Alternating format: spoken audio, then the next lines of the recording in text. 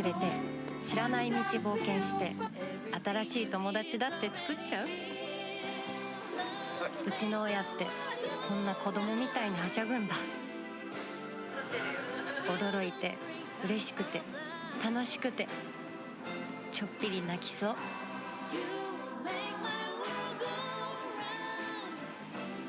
この時間って一生ものだ。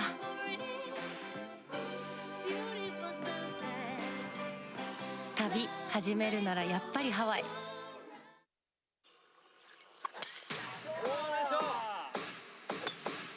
プレイゴルフプレイハワイ。ナイスショー。息を飲む絶景にワクワクのショッピング。海沿いのレストランでグルメを堪能しちゃって、エメラルドグリーンのビーチで最高のリフレッシュ。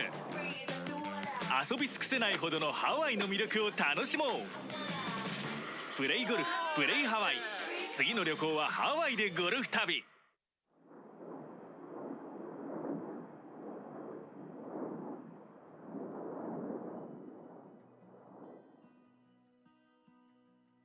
いつもの毎日から飛び出して2人で向かうのは特別な場所。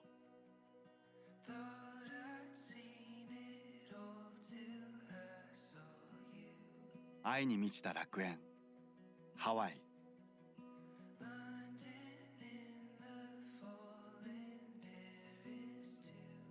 この先もずっと2人で旅をしたい。そんな思いを大切な人へ伝えたい。太陽と海の眩しいほどに美しい輝きが2人の未来を応援してくれているかのように感じる。こんなにリラックスして自然体でいられるのは久しぶりかもしれない。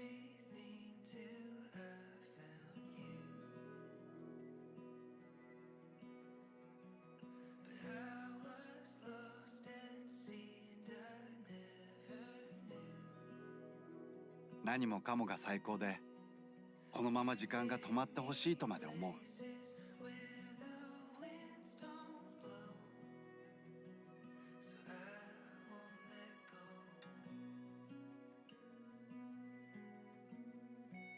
また来年も5年後10年後も何度もこの場所を訪れる。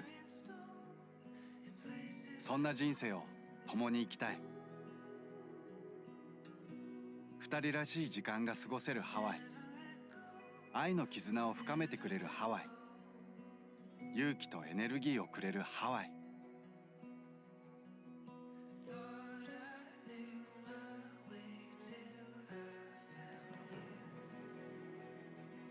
一生忘れない瞬間にしたい。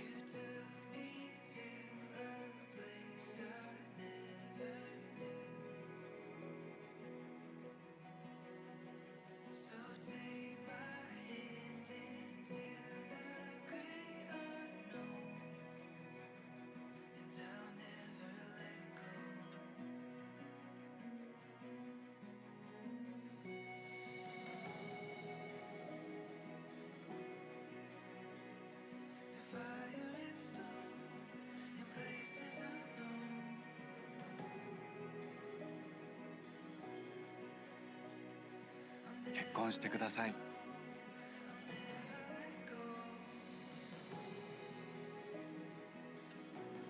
心と心がつながり、幸せの新しい扉が開く。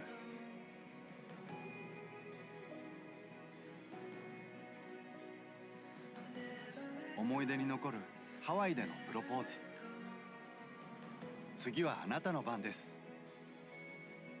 さあ、あなたも愛に満ちた旅を始めませんか。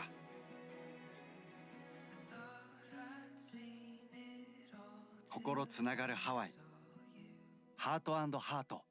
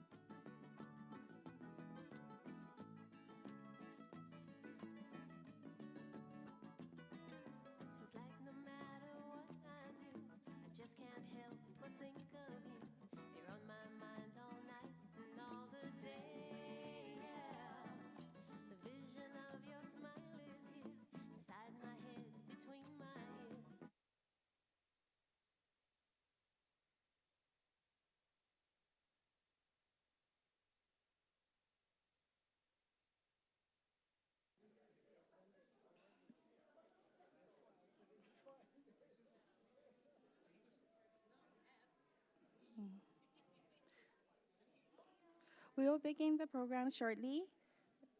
If you can have seated, we are expecting to have about 100 audience today. There's coffee and hot tea outside, so please help yourself. Also, today, partial presentation will be in Japanese. So if you haven't had the headset, it's going to be right outside the theater.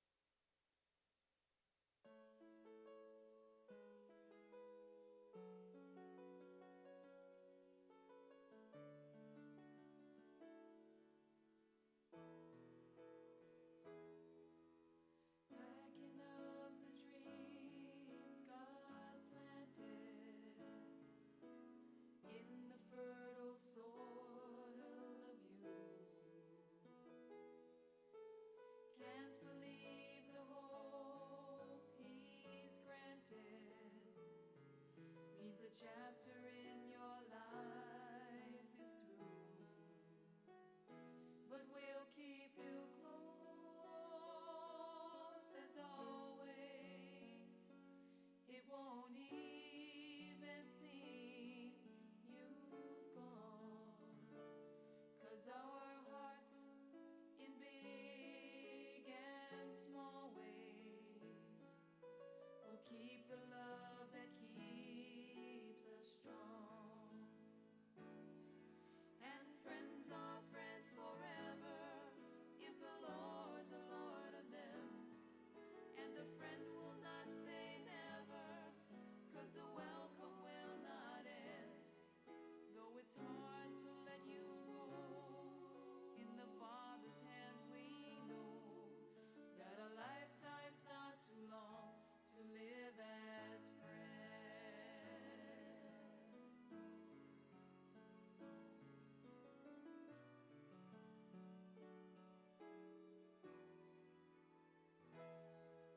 With the faith and love God's given,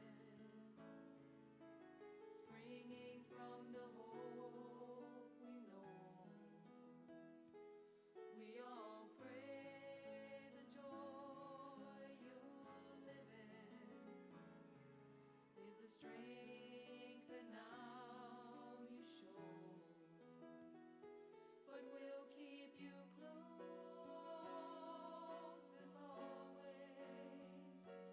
It won't even seem you've gone, 'cause our hearts In a few minutes, we will be bringing beginning the program. If you can kindly have a seat, that would be great.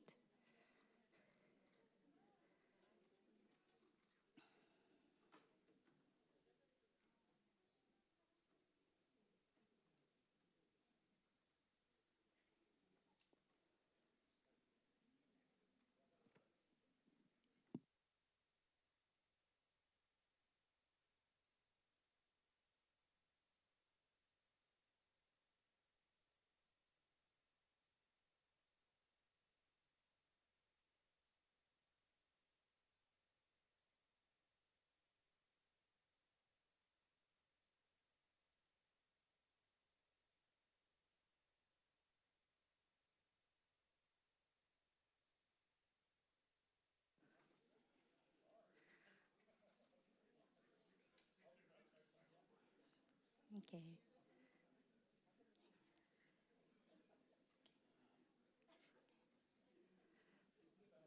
Aloha. Aloha and welcome to Hawaii Convention Center, and thank you for joining us today for this exciting seminar on exporting made in Hawaii products to Japan by Department of Business, Economic Development and Tourism, Hawaiʻi Tourism Authority, and Hawaiʻi Tourism Japan. We are thrilled to have you here as we explore the exciting opportunities for our local businesses in the Japan market. My name is Ayako Ishiwari from Hawaiʻi Tourism Japan, and your MC for today, and I am excited to guide you through our program. As we all know, Hawaii is home to unique products that embody our culture, craftsmanship, and aloha spirit. Japanese presents a wonderful opportunity to showcase what we have to offer on an international stage. Today, we'll hear from a lineup of knowledgeable speakers who will share insights on navigating the export process, understanding the Japanese market, and effectively marketing our beloved made in Hawaii products to Japan. During this past weekend, they attended the Made in Maui County Festival and had the opportunity to meet some of the vendors. To get us started and to officially welcome everyone, it is my pleasure to introduce Mr. James Tokioka, the Director of Department of Business, Economic Development and Tourism. Please join me in welcoming Director Tokioka to the stage.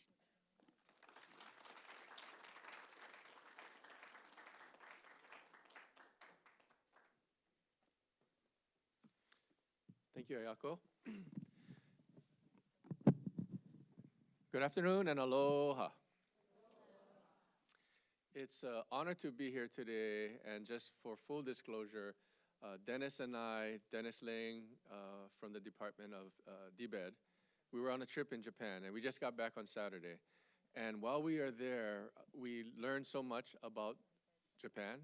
We learned so much about how we can do business better in Japan, and I think today is a perfect example of our attempts to make sure that everyone in Hawaii who has a business that wants to do business in Japan can have that opportunity and can learn from experts today. So that's what this is all about, and we are proud at DBED to be that conduit to help people connect with our ohana in Japan.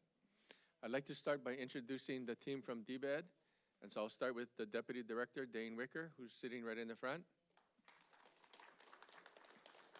I introduced him earlier, but Dennis Ling, who many of you know. Lyle Fujikawa, who was instrumental in organizing a lot of this. And Mitsue Varley, who is our Hawaiʻi Tourism Japan contact.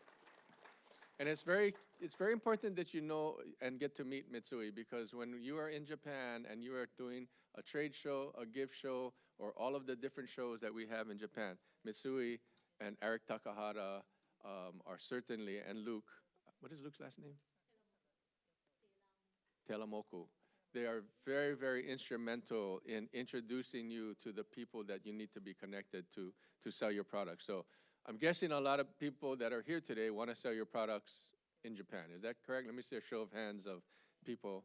Great, great. This is an excellent opportunity, because the experts today will teach you what they know about how to connect in the different markets. So I'm so honored and I'm so happy that we can offer this opportunity. So On behalf of Governor Green, I just wanted to welcome everyone here and be able to provide opening remarks to all of you. I'm honored to look forward to the valuable insights of the economic opportunities that will be presented and discussed today. Thank you to our speakers. I would like to extend a warm aloha and mahalo to the Hawaiʻi Tourism Authority and Hawaiʻi Tourism Authority Japan for their support and efforts in bringing this meeting today into the Hawaii Convention Center. Hawaii has had a long-standing relationship with Japan, and we are grateful for the friendship and the rich cultural ties that connect us. So when we talk about Japan and we talk about Hawaii and ties, how many of you know how many hula dancer or hula halaus and dancers there are in Japan? I'm sorry? Go, say well, I didn't hear what you said, but there was a guess. What was the number? Oh, there's more people that are in the population in Hawaii that are in hula halaus in Japan. The number, according to Aya, which is AI, is 2 million people. 2 million people are associated somehow with a halau in Japan. Astronomical. And that's because the Japanese people, they love our culture. Ukulele is almost as much. I mean, the instrument is big in Japan. So, you know, it's an honor for us to have these relationships with a country that respects our culture so much. And as they know here, you know, we are probably one of the biggest states that have bon dance and festivals, Mitsue festivals. I don't know that they might have them in some areas in Los Angeles, but not as part of the normal culture for Hawaii. So, you know, it's very, very important for us. We are fortunate that the Japanese consumers are supportive of Hawaii's local businesses and seek the products that you sell, which are Hawaii-made products.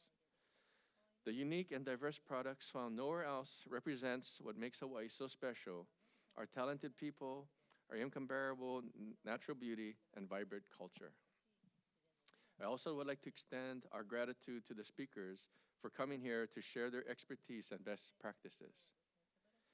The insights that you will be sharing today will help our companies, many of which are here, complete on an international scale and grow Hawaii's economy. So thank you for that today. I hope that everyone is able to gain insights, get inspired, and network with some of the seminar participants, speakers, and partners. And to all of the companies that are here today, we look forward to seeing you to share the best of what Hawaii has to offer. Have a productive seminar and class today.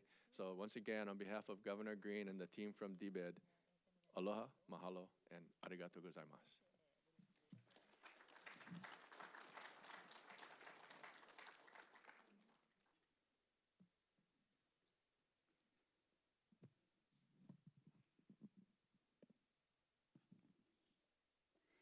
Mahalo, Director Tokioka, for the opening remarks.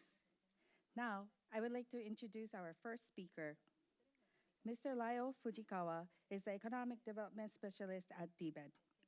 Mr. Fujikawa supports the Hawaii State Trade Expansion Program, known as HISTEP, which is a comprehensive export development program that enables Hawaii companies to sell their made-in-Hawaii products and services worldwide.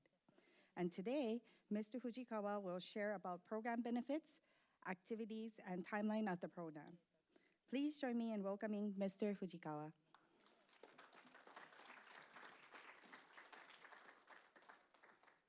Thank you very much. Sorry for the bait and switch. Jamie Lum was supposed to be speaking. She is our branch chief for business development and oversees all of the HISTEP program. I'm very fortunate to be working on this with the team that we have here today. A lot of people we've been working with for many years, and some we just started. So we're looking forward to all the speakers.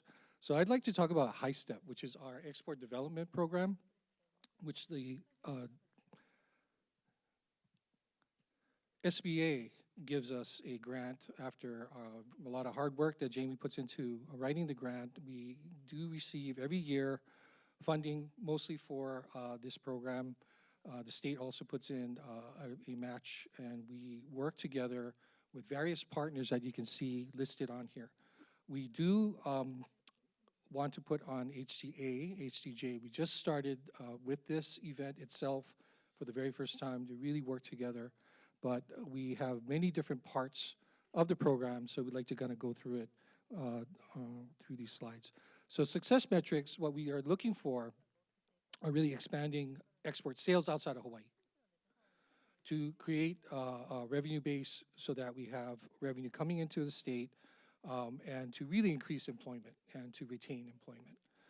The idea is that manufacturers, designers, creators are the bulk of the small business owners, and so we would support those people. As Director was talking about, the emotional ties, the huge brand awareness and value that Hawaii has across all of the world, in fact, really has an impact on consumers. And so we at DBED are trying to harness that and support all these small businesses to do that. We look at new markets. We talk about Japan a lot because there's a lot of critical mass, there's a lot of low-hanging fruit, there's a lot of continuous activity. So Japan is, in some ways, very difficult to get into, but in some ways it's a good start to go beyond the Hawaii market. Eligibility, just really quick, there's a federal definition for small business. Almost all the small businesses that we work with are eligible. We do have you register for our program, so make sure that you follow our email newsletter. We're going to be sending out to everyone who registered, who attended, to get onboarded.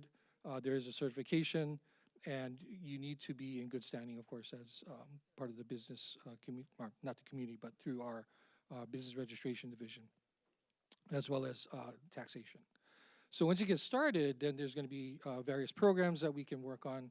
Number one is training, which is one of these activities where we impart knowledge. We also have consulting. We hope to have our speakers be on a more regular basis to provide their knowledge. Number two is our Go Global, which is really the go-to-market strategy. You will hear later on from Mr. Nishimura, Mr. Yamada about their respective Hawaii fairs. Mitsue is also going to talk about all the different Hawaii fairs that you have in Japan. So those opportunities are actually selling to consumers. We also do a lot of B2B activities for the trade, where we're looking for the wholesale market. And so that activity, if you will, is our effort to subsidize, to reduce the costs, reduce the risk for you all, for you manufacturers, so that you have a fighting chance to get into the market and try to validate, brand your product, and to engage with consumers. Finally, we have a company assistance program, which is a direct financial assistance. It's a little clunky, so you have to do a RFP proposal writing. That is going to come out very soon. I think we should have later on this month, we'll have the information.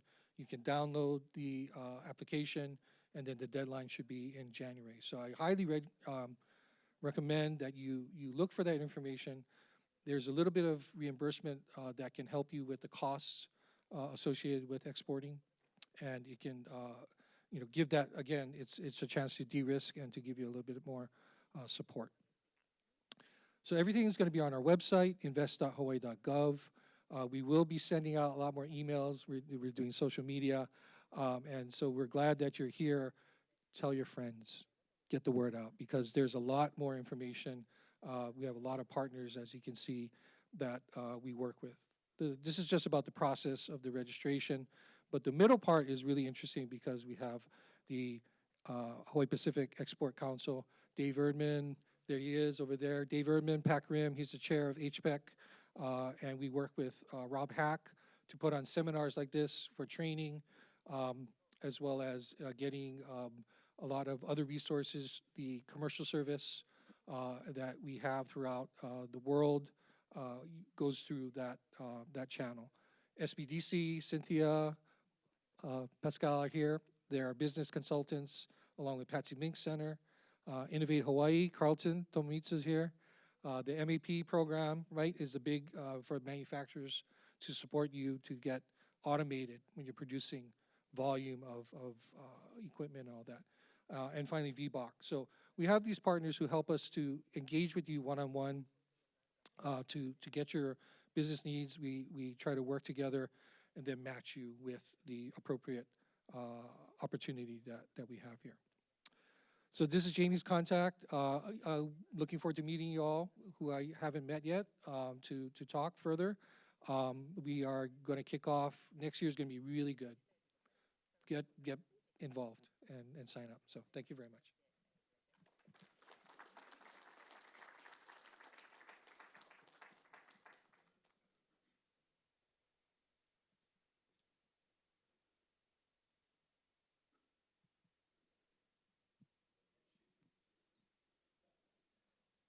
Mahalo, Mr. Fujikawa, for introducing High Step. Now, let me introduce the second speaker, Ms. Saki Igawa, CEO of Inflorescence. Ms. Igawa has extensive experience in new business and brand development, with expertise in branding and public relations.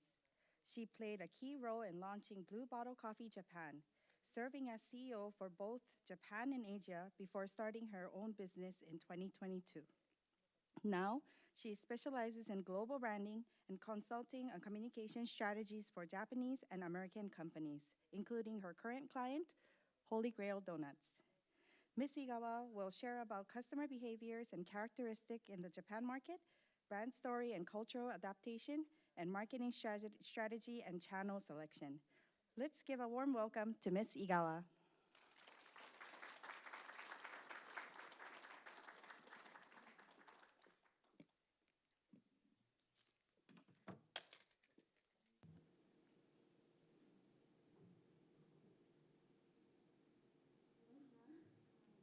Saki Igawa.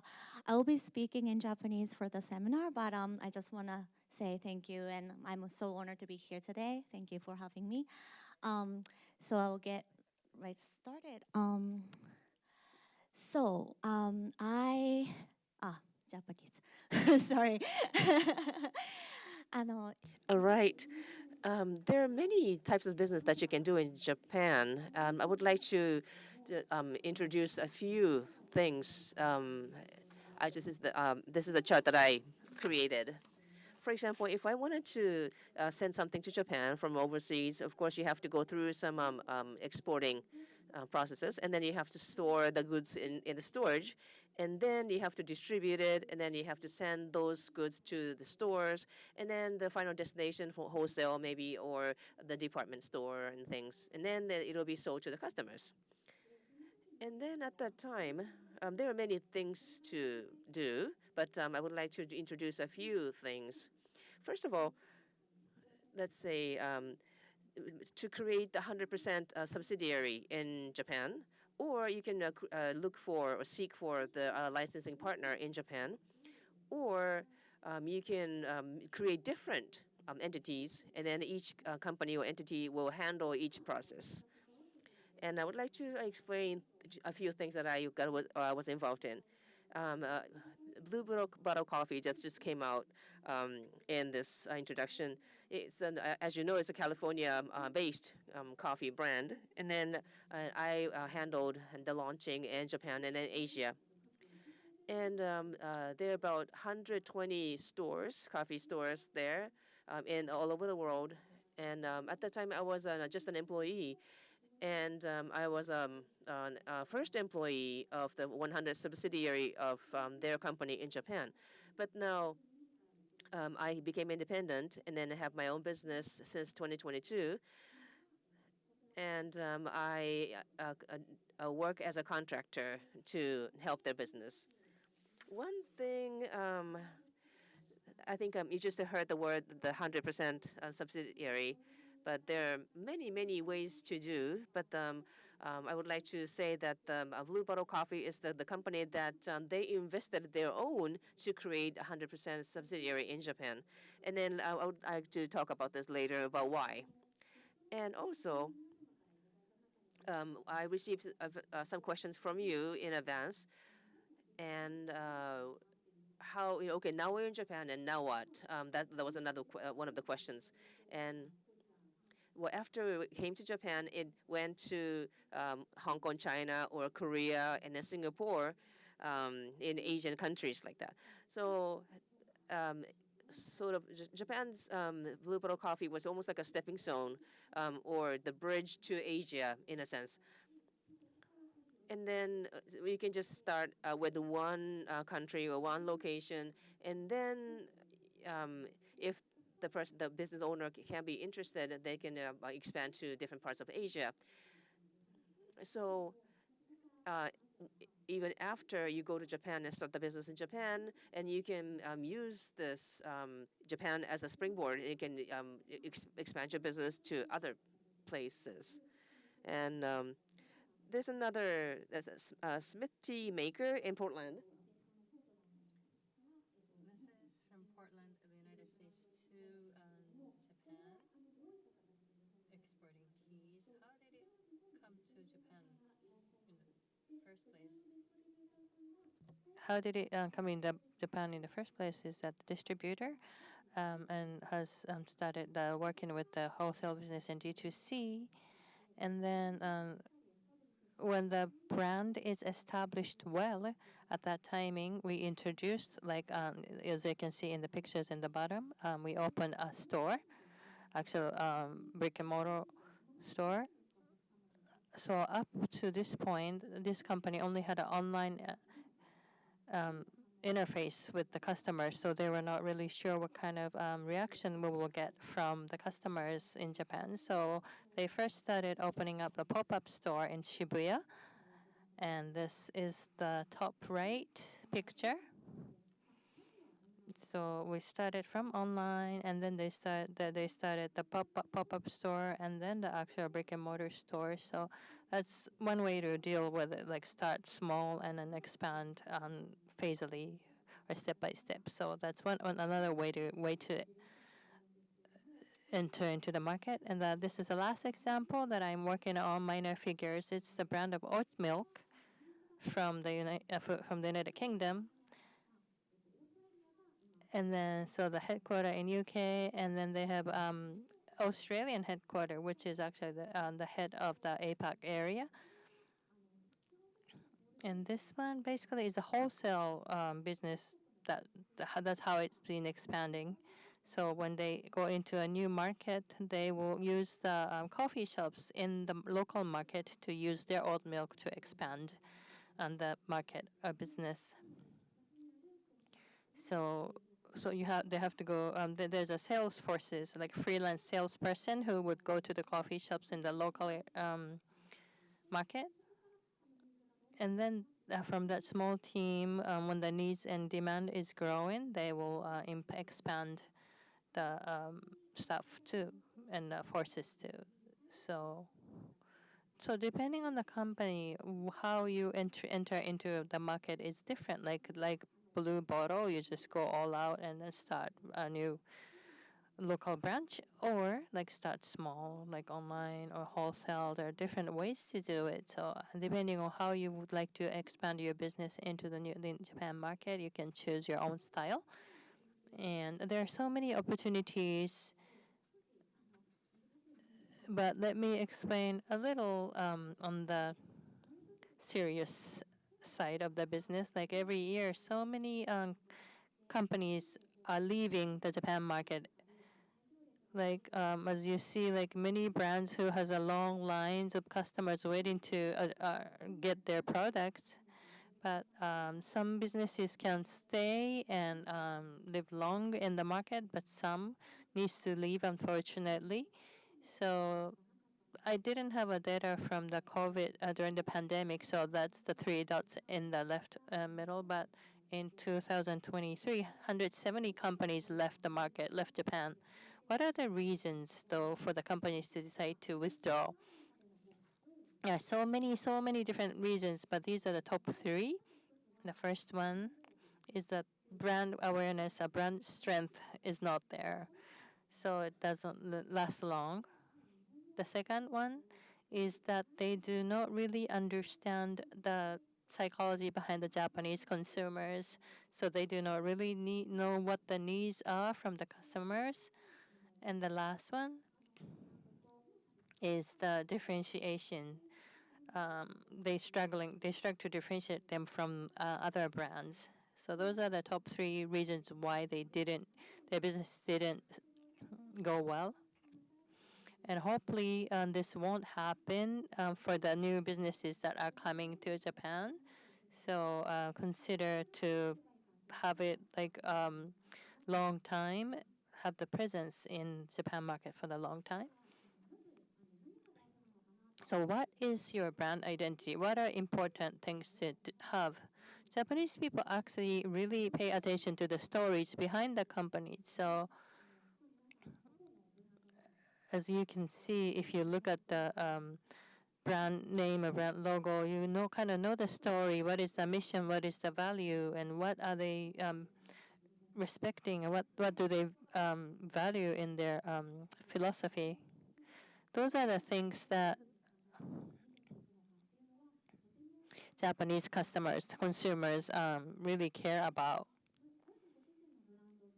So if you think about your own brand, what is your core value? What can be your brand identity is something you really need to reconsider or review. And the next slide, is asking you who is or will be your customer. This is very important issue. Like you are in Hawaii or in the United States, and you have your customer base in Hawaii or in the United States. However, do you think you will have the similar customer base in Japan? I don't think so. So what is the trend in Japan? What is the psychology behind the movement of the behavior of Japanese consumers? Those are the things that you really need to research and acquire knowledge of before you go to Japan. And after you go to Japan, what type of customers are your the base of your customers, majority of your customers is something that you really always need to pay attention to or think about, and then share that with the partners. This seems very that you would think that's given, but you have to be conscious about it. That's very important. And finally, the last one of what's important is the localization strategy. The Reijin-san will talk about the localization in his presentation, but one thing about if I can give you the example of the blue bottle coffee, when we first entered into Japan market, we had to identify what we should change it, what we should not change. For example, like your products, your service. そこの、パートナー様から、いや、そういうのは日本では売れないから、こういうふうに変えた方がいいよっていうふうなお話だったり、アドバイス来ると思うんですね。でも、that might not be well received in Japan, so the partner might say you should change it, but sometimes you should listen to them, sometimes you shouldn't. So you have to identify what you need to change. For example, for the blue bottle example, like it says cafe type. Like Japanese people do not walk around drinking coffee so like the blue bottle actually was basically a to-go culture. However, we decided that wouldn't really be well accepted in Japanese market, so we decided to introduce a cafe type of stores, and also MD merchandising. Japanese people, like even here in Japan, when they come here, the Japanese people in Hawaii buy many small souvenirs, so they like to buy some small things. So like we had to go over and review our merchandising assortment. So what we didn't change is the drink recipe or coffee sourcing. が大事にしているコアプロダクトであるもので、それがアメリカで広がっていて、でそれを日本 core products for our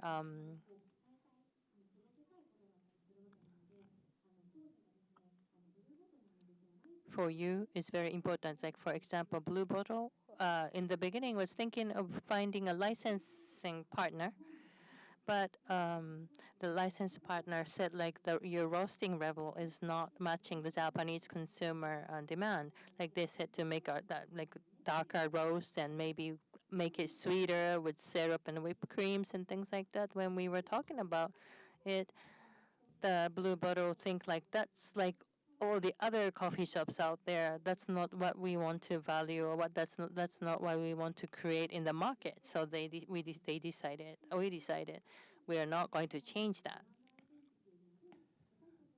That's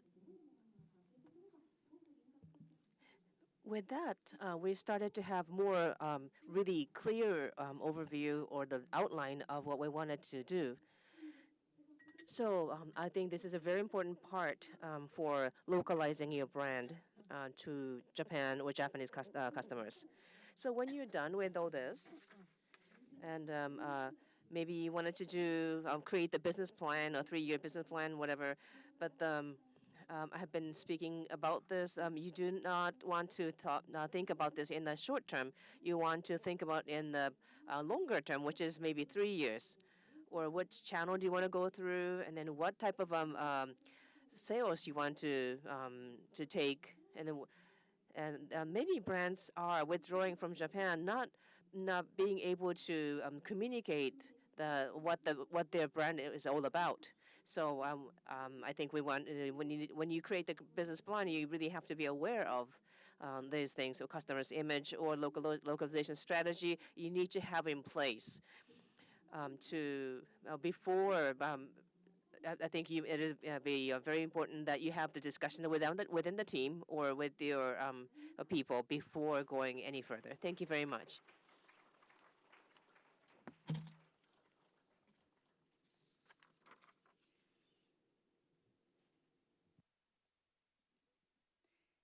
Igawa-san, ありがとうございました。Hello, Ms. Igawa. Thank you very much.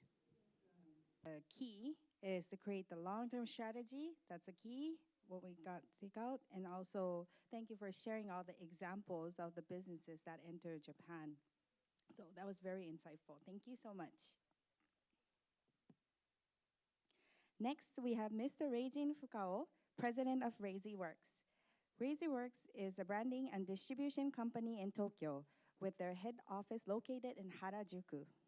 They are the distributor of Malia Organics, Misha Hawaii, Kai, Aportia, and several other brands. Their retail clients include high-end stores such as Ron Herman and Isetan Shinjuku.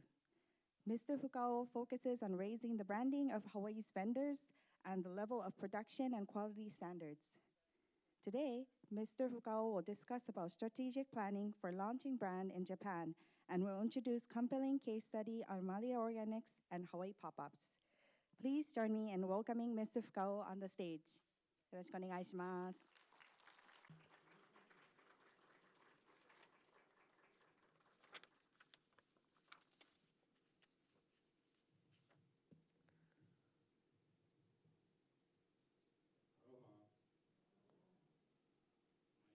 Reijin, our company, we distribute and branding some kind of lifestyle brand, especially from the States.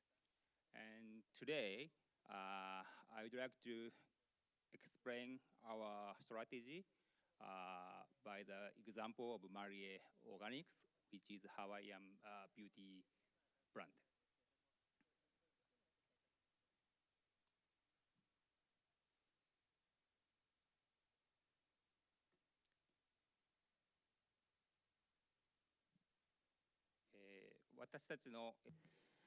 Well, our company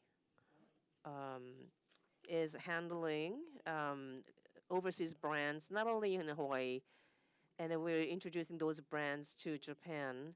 And there are 6 different categories that I can explain about, which is the branding and also distribution. It's very important, promotion, and also how to sell, for example, online store, or we sell things that the event or maybe pop-ups, and import.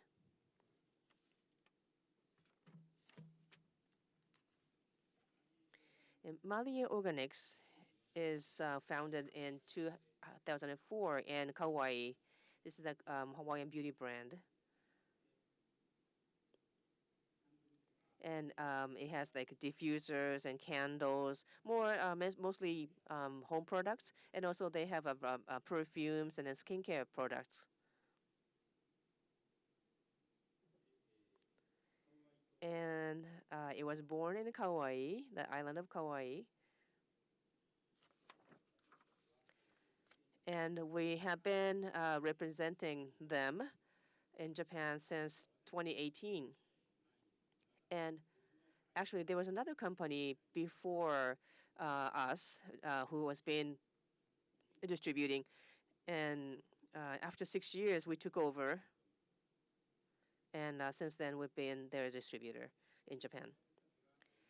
And as we take over the distribution, because it was already introduced to Japan, what we discussed is that what we need to focus on, which was the localization.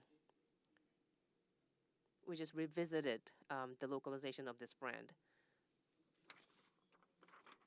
And then, this is a key point, we try to clarify everything, make everything clear.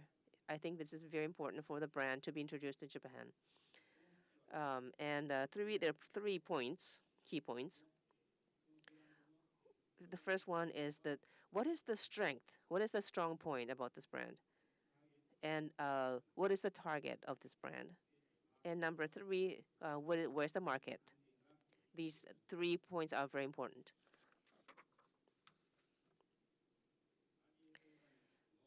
And these are the strength of Malaya Organics. I just laid them out. For example, this is made in picture. I mean, made in Hawaii. It came from Hawaii. And also, it is used as the hotel amenities in Hawaii.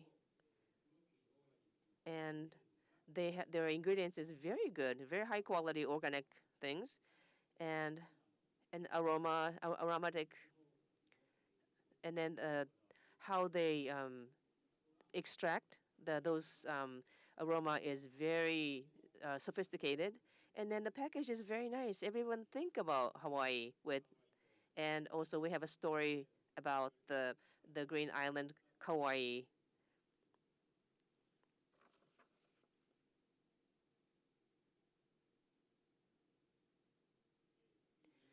So next, I would like to talk about when we started the distribution of Malie, we redid our catalog. What I had in mind strongly was to make it look very luxurious. And also, not just the layout of the products, but the experience that the customers is going to have, or what this product is going to influence your lifestyle, or how it is going to change your life, and things like that. And I made the points very clear. I described that in text, or maybe use a picture of Kauai,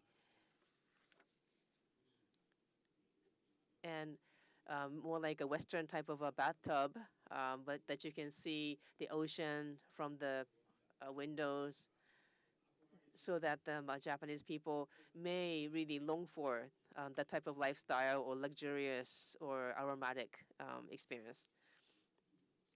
Next, the perfume that they can try, and this is like a smelling strip or the tasting strip. Well, we spray the perfume on this testing paper, but usually what you can see at the fragrance shop is usually white, and then there's nothing on it. But I put the pictures and then a design on it, so that you want to take it home. You don't want to just toss it. You want to take it home. And this is the we were inspired by the original Malie Organics packaging, and you just incorporated the packaging into the tasting paper. And also, the online store is another one. And this is actually the third time that we created this online store for Malia Organics, because we do a lot of pop-up stores. And when the customers make some requests or maybe feedback or the usage that they developed, and then those feedbacks are reflected onto the online store. And you can choose the category, the merchandise from categories usually, but in terms of this, you start from your favorite fragrance. So you start with your favorite smell or fragrance, and then you can start going into different products. And then we also consider the advice or questions on from the customers and their stores, and we put the log on it, and then we probably show it in the social network or media network or other ways to introduce the contents. Next, we did more than 10 pop-up stores on Malia Organics this year. And every year, what we learn from what we do in the pop-up is to give something, whoever the customer who purchased something, like we give out the gift with purchase, GWPs. Like if you spend more than certain amount of money on this, you will get this for free. And we consider like average spending of each customer, and then we'll see like if they spend a little more than what would they usually do, the average, like for example, I don't know, 1,000 to 12,200 yen or something. Like if they buy a certain amount of products, they will be able to receive something special.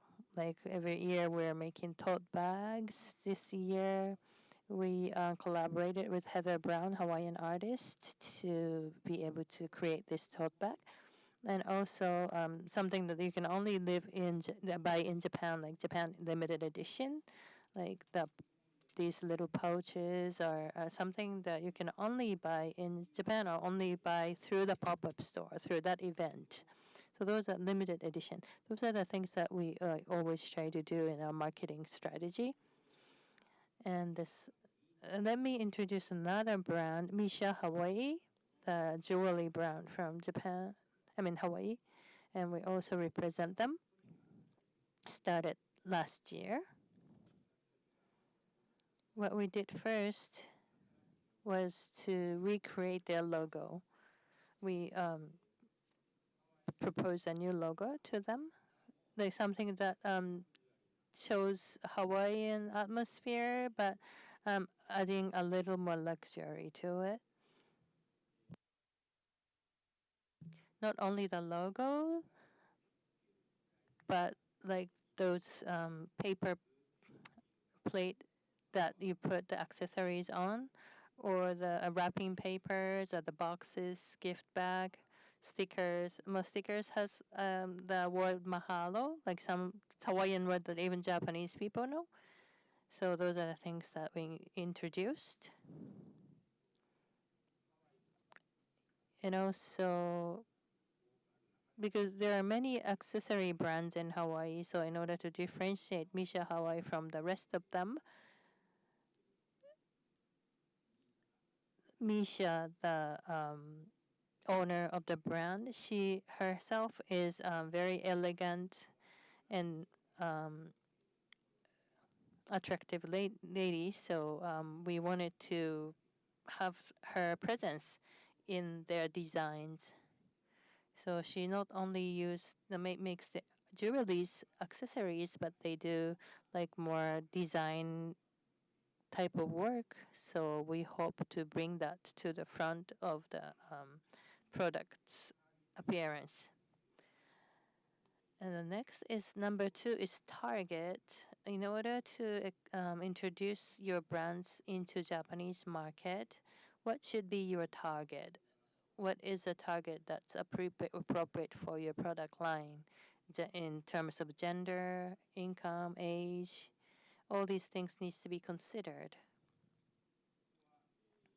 In addition, what is often said is that Japanese people are very clean and organized, very detail oriented. Many people love Hawaii, many Hawaii lovers. You probably have heard the characteristics of Japanese consumers in the past, but if you bring the brand in Hawaii as it is into Japanese market, there could be gap between what the Japanese ideal image of Hawaii and what you have here in actual Hawaii. So it is important to think about the localization so that your products would fit more into the local market. So when you actually bring your products to Japan, what is the procedure? These are the flow of steps. First, when we make a contract, of course, we have to pay attention to the Privacy Act. And also, in order to, we need to decide which products should be exported. And we need to think about the personnel, warehouse price, and other additional logistic costs. So you will at least have to think about 10% more of more cost than what it is here. And the next one is the most important, is the content ingredients of the products. You need to know the percentage of each ingredients inside the product, and you have to prepare the label based on the Japanese pharmaceutical law. Something that can be used here in Hawaii might not be accepted in Japan. So you need to know, like, there is a very strict cap or the maximum percentage of certain ingredients in a certain product. So sometimes you have to lower the certain content within the products. And then you import, but it is important to have a very good wrapping or the packing. Otherwise, it might for example, while it's being transported, the box breaks, and those are very important to inspect and check. And we make catalogs and website in Japanese for you, and then like many other ways like the social media to promote and PR. And then, of course, sales and staff training, like including myself, our staffs will go to the storefront to actually use your own products to how to explain your products. What's important here is not only to learn about the products themselves, but by using the products, what kind of change it can bring to your lifestyle. Like, we need to provide the experience, not only the products. So that's what we always pay attention to. And also the different ways of sales, like wholesale retailers, online stores, or like pop-ups and other events. There are different channels well, those are the three major channels to be able to bring your products to. And as I said, in Japan, the wholesale shop or online store and event, those are the three major channels that you would think your product will be on. Malia Organics, for example, we put our focus on the pop-up store because it's a Hawaii brand. People do not really want to buy it during the cold winter time. So we try to focus on the summer to bring up the pop-up stores for Hawaii brands. This is in Shinjuku Isetan Department Store in Tokyo, and this was their pop-up store.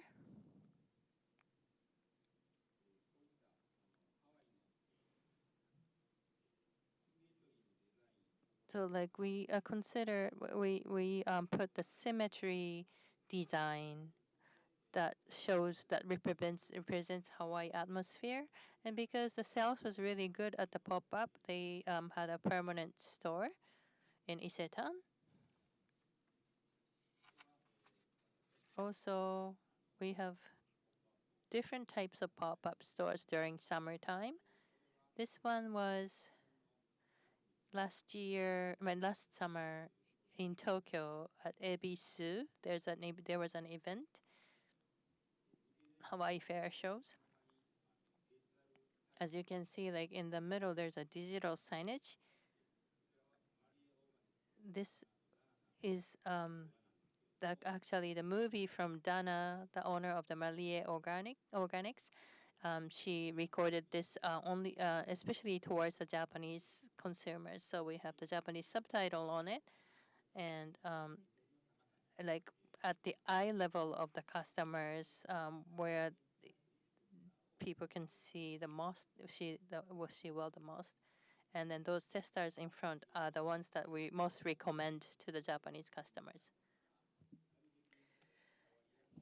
And we're trying our best to communicate the best to the customers in the method and then the venue and everything. And this is the Hawaii Fair shows, and then this is the timing that they release the new fragrance. And also, this is another picture of the fair shows, Hawaii Fair shows in Osaka. Yeah, the one is Nagoya and Tokyo Ginza.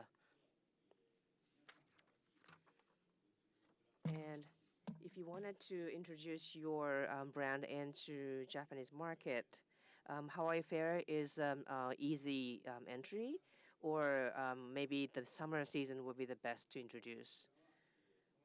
And this is the Hawaii shows.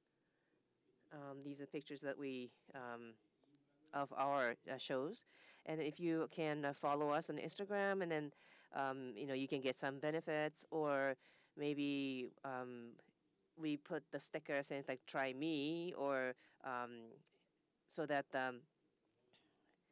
this is not the real flower, but then we put the lei when they just spray on a perfume so that people can enjoy and have a good experience with the products. And this one is also pop-up visual or ads. And we try to make it clear that who is the target that we are aiming for. For example, we use the really simple catchphrase or the catch copy towards the person who can enjoy or who can purchase. And this is Malie kiosk. It's almost like a convenience store type of thing, and we made the Japan limited goods.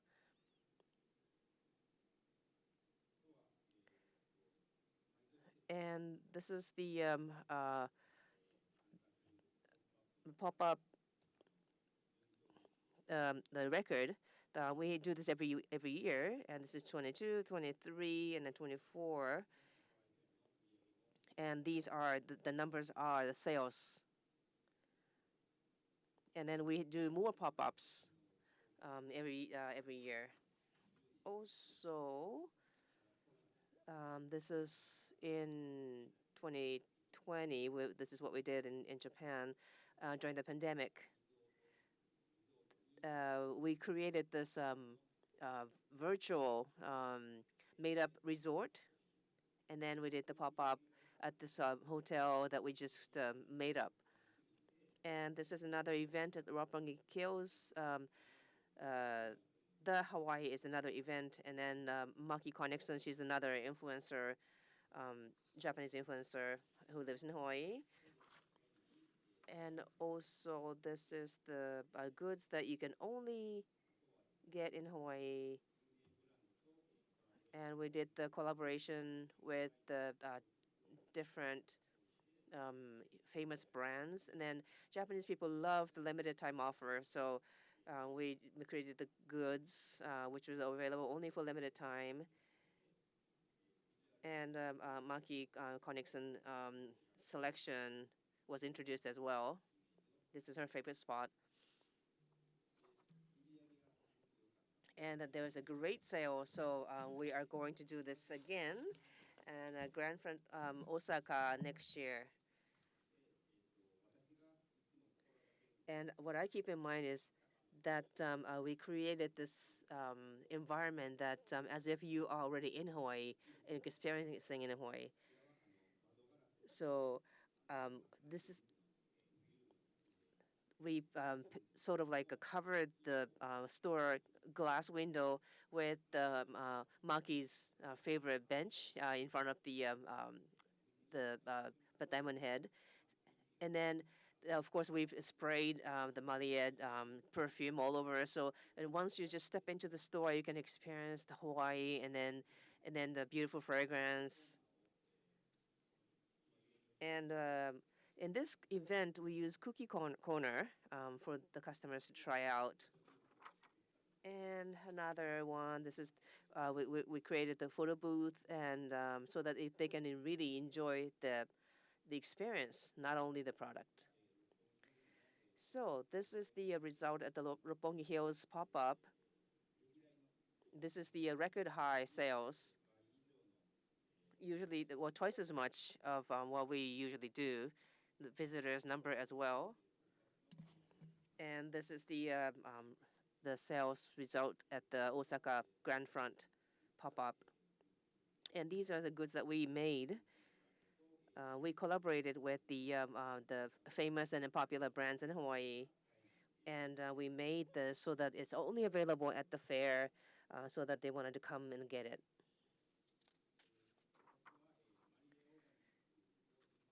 And I distribute Maria Organics in Japan, but we handle different types of events featuring Hawaii in Japan.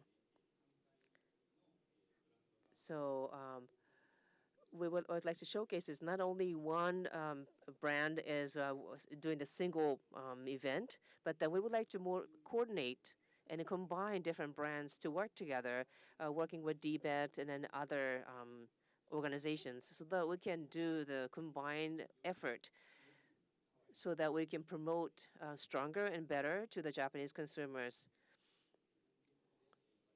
So we would like to continue our effort to introduce beautiful Hawaii brands to Japan, so that you can expand your markets. Thank you very much for listening.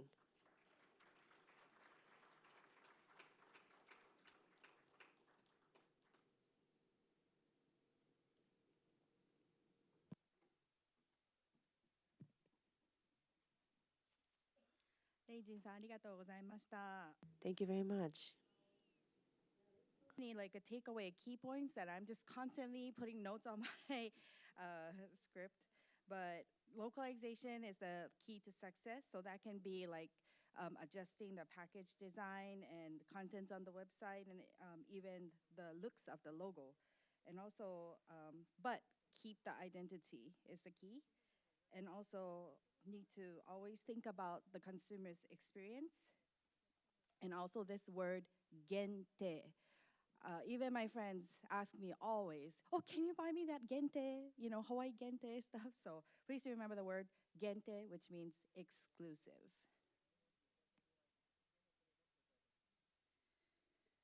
Okay, next we have Ms. Hiromi Kobyashi, project manager of Inflorescence.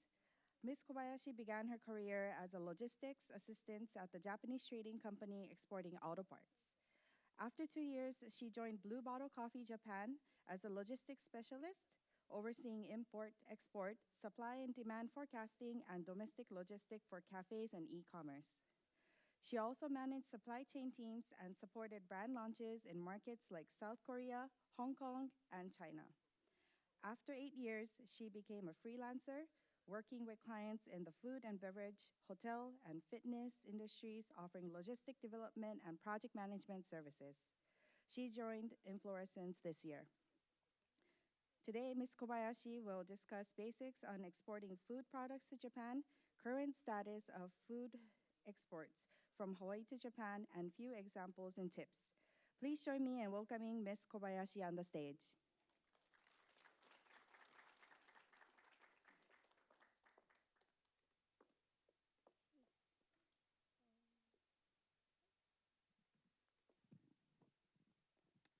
Aloha, my name is Hiromi. I'll do my presentation in Japanese, but like after this seminar, if you have any question, please reach out to me.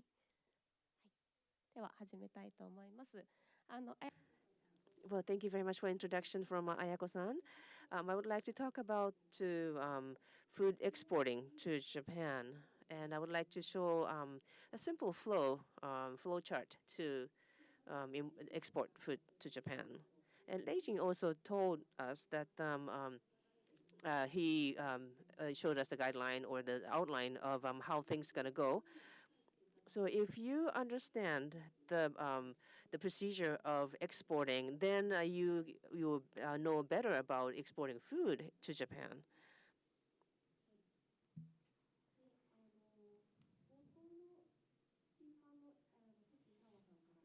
As Ms. Igawa was mentioning earlier, planning, of course, is very important before exporting your goods. Research and planning are the two major keys for success in Japanese market. Like your country, Hawaii, from Hawaii to somewhere different law, different languages, different culture. So this is something that you are going into. So from Japan, from the Japanese perspective, you are receiving something new into your own country from foreign country.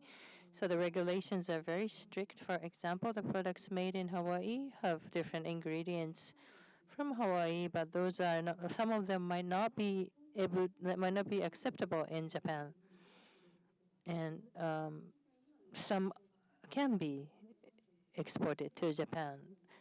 Each country has its own regulations, so you need to do a really good research before you start thinking about expanding your market to Japan, like especially in the food category. If you do a simple search online, like food export Japan, then you'll be able to find the information. So please do your homework. And when you bring something from foreign country to Japan, of course, there's sometimes, depending on the products, there's a tariff that may be involved. And depending on the product, sometimes you can export without tariff, but many products have tariff involved. So when you export your products to Japan, you have to keep in mind that this might be part of your procedure. And because of that, you also have to think about the end retail price within the Japanese market of your products. And the next one, culture, of course, is different, especially quality, expectation for quality in Japanese market overall is very high. And if like there's a little scratch on the package or a little like stain on your package, customer would complain. So from Hawaii to Japan, if you send something, sometimes when the products are being transported, it might be damaged. So you have to be very careful not to have that happen. So all these preparation is important. Like whatever you're selling in Hawaii as is not be exported or is accepted to Japan. And at the same time, there's a documentation part of the export when you need the shipping documents to export anything. Like you might have heard invoice packing list, a BL. All those things, any type of product always necessary bill of landing. And as far as the food is concerned, if it's a fresh produce, you need to have a certificate of origin. If it's a processed food, you need manufacturing chart or ingredient list. So to something that you tell that you can tell what type of process that product went through to reach the final product. So all these information needs to be shared from the exporters to importers. So this can be prepared before you start exporting your goods. So it's very important to do the research and preparation. And of course, the Incoterms, if you are exporting your products already, you already have heard about this international rule between the exporters and importers. That's called Incoterms. From exporting, the transportation between exporting point of export and point of import, who covers the cost of the transportation, who covers the cost of insurance? You need to decide that. Like sometimes FOB or CIF, you must have heard of these words, terminologies. This needs to be discussed between exporters and importers. So when you negotiate with your partners, it's important for them for you to know about the Incoterms, and that will give your partners assurance of your credibility. And at the same time, while you are doing the research, you need to do planning. As Reijin-san was saying earlier, what is the target market of your products in Japan? So you need to create your own business plan and then find your freight forwarder or import partner. Freight forwarder, if you have some of you may have heard about the terminology. Those are the people who would probably support your exporting procedure. For example, if your products can be transported by ship, or if you can do it via airplane in a faster schedule, like those, and then those freight forwarder can do the shipping schedule, booking. And of course, when you export something, you need to go through the custom clearance, but many freight forwarders will do it on your behalf. Freight forwarders, for example, as your product, if you have exported to Japan, they probably they have something similar if they have handled something similar, then they can give you a good advice. So you should probably shop around and good fit freight forwarder for you. And importers too, like some importers have a good connection with the department stores, or depending on your manufacturing capacity, you cannot do the mass production, but you have a premium kind of products that might be higher in price. Those people might need to find an important partner who can handle the smaller businesses. And if you wanted to do more mass production development, then you should probably talk to like a large scale supermarkets or importer who has handled a large case scenario before. So this is something, again, you need to look for the best fit for yourself. So that's like about the preparation in summary, but this slide is actually the expansion process. Exporting process from step 1 to step 10, but not all the exporting process need to include all these 10 steps, but these are the possible steps for your information. So step 10 is actual exporting step from Hawaii to Japan. What happens before that is shown in this chart. I know the time is limited, so I'm not going to go over all the details. However,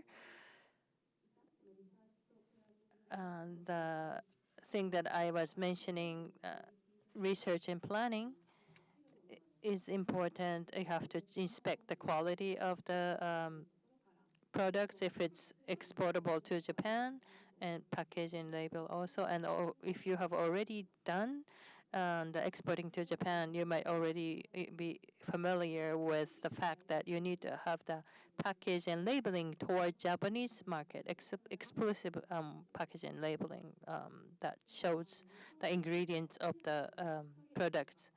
And sometimes if you send your products by ship, it's going to take more than a month. So you need to have a very durable packaging that wouldn't damage your products. These preparations are very important. And once your product is leaves the port here in Hawaii, can be harbor or can be airport, it should be in the container and then ready to go.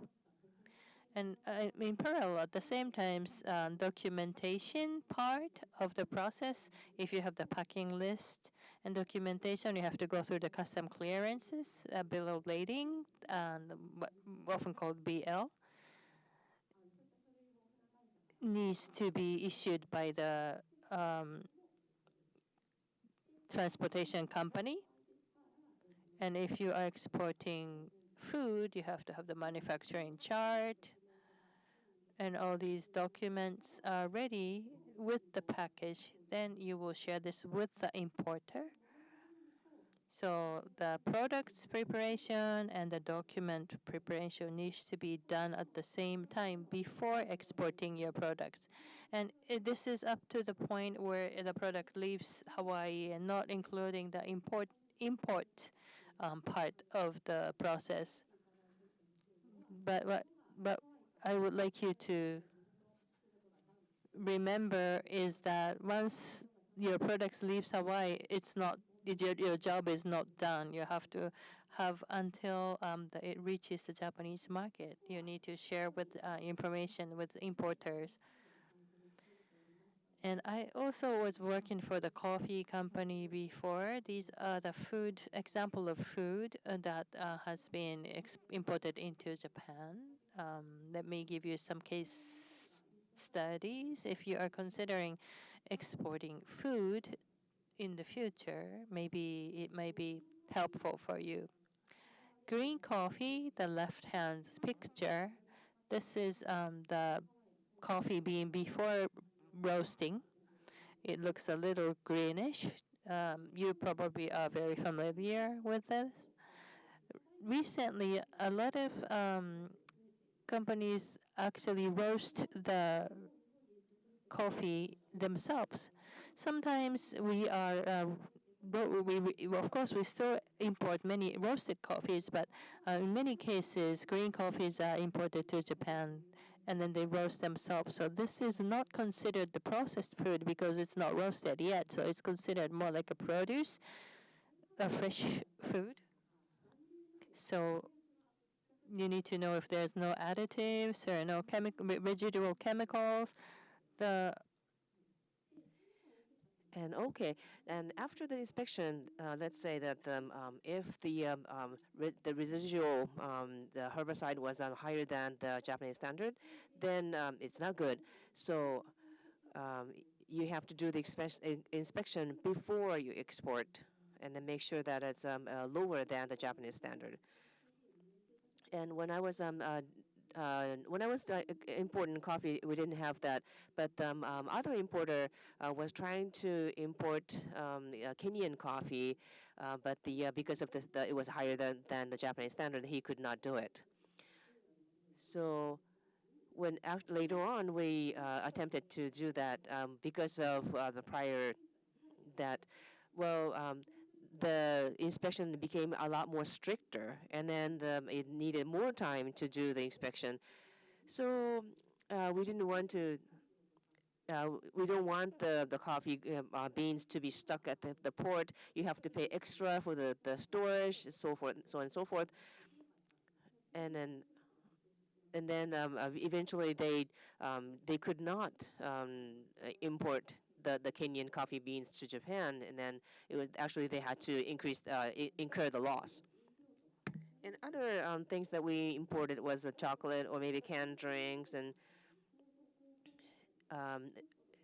at that time it was not really, it was already processed. So we needed more information about the itself, and then we need to care about the shipping procedure, because sometimes, for example, chocolate, you need it to be refrigerated, and then you need to have such equipment, the boat or other things need to be equipped with those things, and then all those costs will be added to the retail price. So so you might want to think to yourself, do you really want to sell this product to Japan, which has the refrigeration cost? Maybe we can change to something that does not need refrigeration, or things like that. Or the chocolate and other things in cans, it can be damaged and then they have dents and then in breakage and so forth. So maybe it'll be helpful if you can just try out to ship to Japan once and then see what happens when it arrives to Japan. Lastly, I would like to show some data. Let's see. This is the list of things, the countries receiving the most Hawaii goods, and of course, this is Japan. And the last one is from Hawaii to Japan. It's a commodity. You can see out of 10, 4 are food goods: coffees, cookies, coffee, roasted coffee, and cacao or cocoa preparations, and things like that. And then we would like to increase the amount and then quantity and quality coming from Japan Hawaii to Japan. So I just wanted to talk about how, what precautions that you needed to make before exporting the goods to Japan, and the things you need to be worried about and things you need to work with. And I'm not a consultant, but sometimes I give advices to the other countries or companies who wish to export their goods to Japan. So please, if you have questions, please let me know. And I'm hoping that we can see your products in Japan someday. Thank you very much.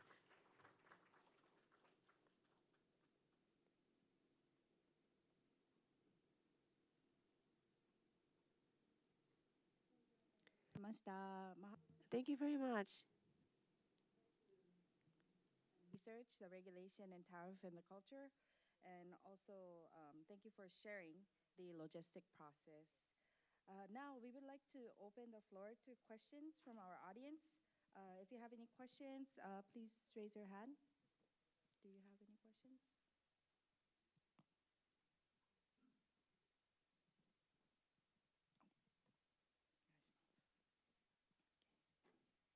スピーカーの皆さん、前に来ていただいてもよろしいですか? Yeah, if the speakers from...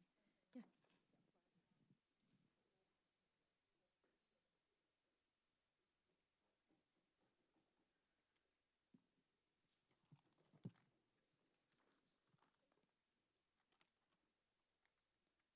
こんにちは。Hi, I'm from a Big Island Candies. My name is Ueda, and we are located in Hilo, Hawaii. And I have a question for Igawa-san, Fukao-san. Let's see. There may be many partners, and you may be approached by possible partners or potential partners. And then when you select your partners to work with, do you have any criteria on your own? For example, maybe this type of company I would like to work with. Well, I think about whether I personally like the company or not, and the consistency of their branding is important. As I said, because what you care about the brand identity, and you would need to sort of like communicate the message. And then if the representative of the company or the founder or the owner of the company could really give me the persuasive message of their branding and brand story and so forth. And then how you perceive their own brand, then they would like to promote as a brand. And because we don't want you to just withdraw within 1 or 2 years. And the branding that's enjoyed by the Japanese people a long time, for a long time, will have some characteristic features that they will promote. So it's not just the merchandise; it is more like a branding of the company. Is that what you're saying? Right. As an individual, we do handle a lot of coffee and food goods, but we work with other merchandise as well. Not really just the product itself, but we would like care more about their branding. And then Mr. Fukao, and then I would like to have a question about Varley. And then when you speak about the marketing, are you targeting to the Hawaii lovers in Japan, or people who are interested in beauty and then like beauty goods and things? And which is your target? And then what is the most efficient? Okay. Marine Organics, when you speak about that, when we started to be the distributor of them, and the quality of the product was just really good. So we wanted to do that with just the beauty product, not much with Hawaii. This is what we tried in the beginning, but as including the package and there are very strong image of Hawaii. If it's too strong, then it stands out too much in the regular beauty products.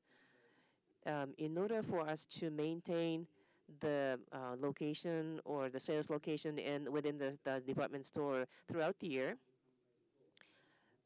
and there's a difference between in sales in terms of summer and winter. Summer has more sales, and winter is kind of slow. So sometimes we may have to.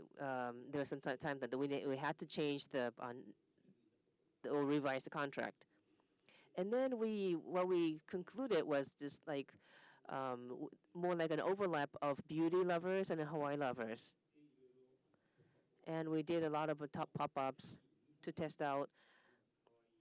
But the Hawaii Fair in the department store, or maybe Hawaii Fest for festival, that type of thing, it's very different. The customers are more enthusiastic about it. So I'm thinking that in Japan we do this fair or exhibition in April or May, just do a pop-up throughout Japan from Hokkaido to Osaka and other people. We just shoot for the timing that the more Hawaii lovers will get together, or they want to go to Hawaii or things like that. And we just change the time and location. And then Malie had an exclusive, and it's like very different from any other beauty products from Hawaii. It was just really special. So what I would try to pursue was to just go into the really good, expensive, luxurious brand image with the Hawaii lovers and then beauty lovers. Thank you.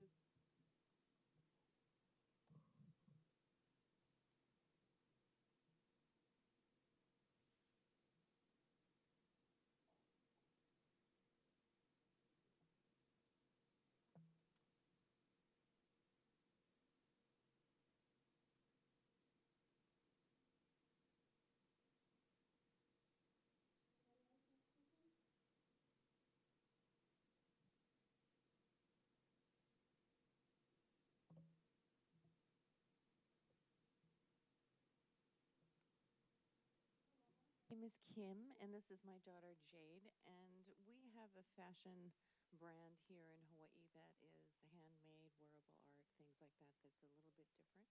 And it's also infused with both Hawaiian and Japanese heritages because that's what my heritage is. So my question would be, how strong is the export of Hawaii merchandise like what we do in this kind of category, because we do have several designers that do that? And how successful is that really? Because from what I've heard, at least so far, the most successful are Hankyu and doing those types of in-person sales as opposed to exporting. So I'm just curious what your feelings are collectively or individually about what is the difference, or is there a difference?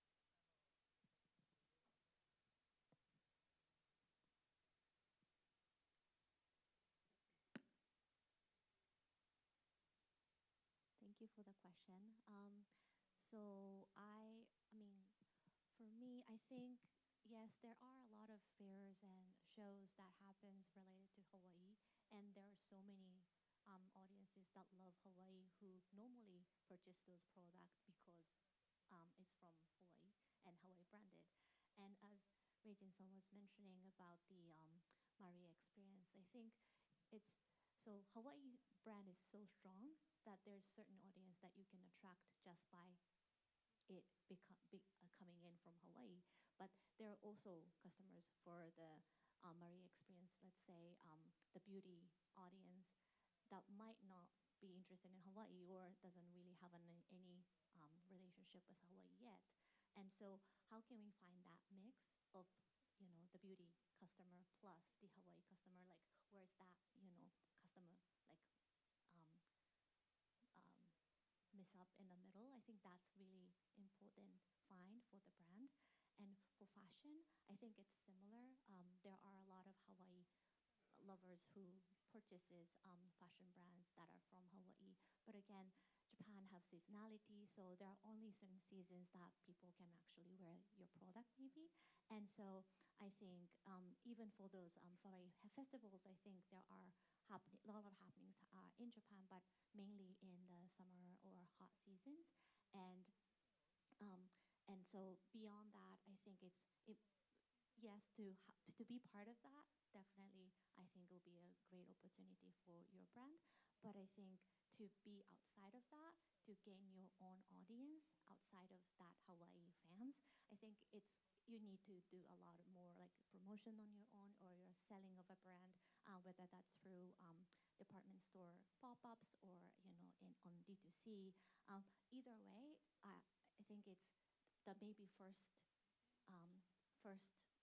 connection to the customer might be getting into those fairs, but after that, maybe building your brand locally, directly through your brand, I think could happen after the show, doing pop-ups or maybe having a own shop on your own, maybe close to the ocean or by the sea where you can kind of feel the Hawaii vibes. But again, the seasonality and all of that kind of makes it a little bit tricky to have the exact same product as you maybe sell here. So those are the maybe consideration you might need to have as you start to think after the festivals and all those events. Thank you.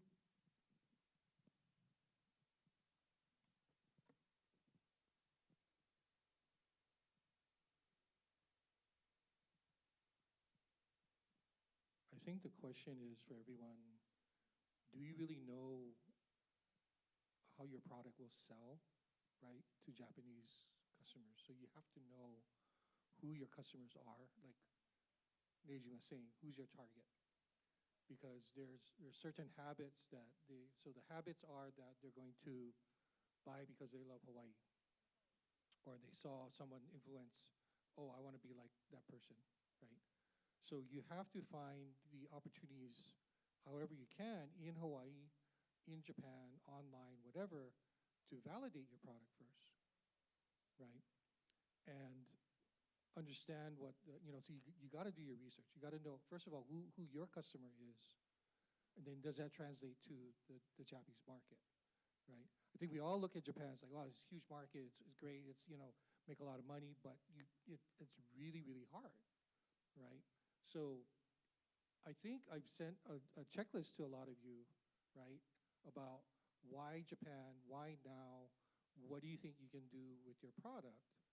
And it really comes down to really understanding what your differentiation is.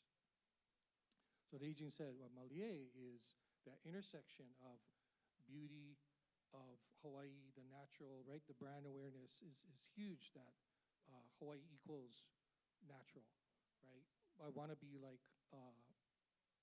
I'm living in Hawaii, so I have that product, right?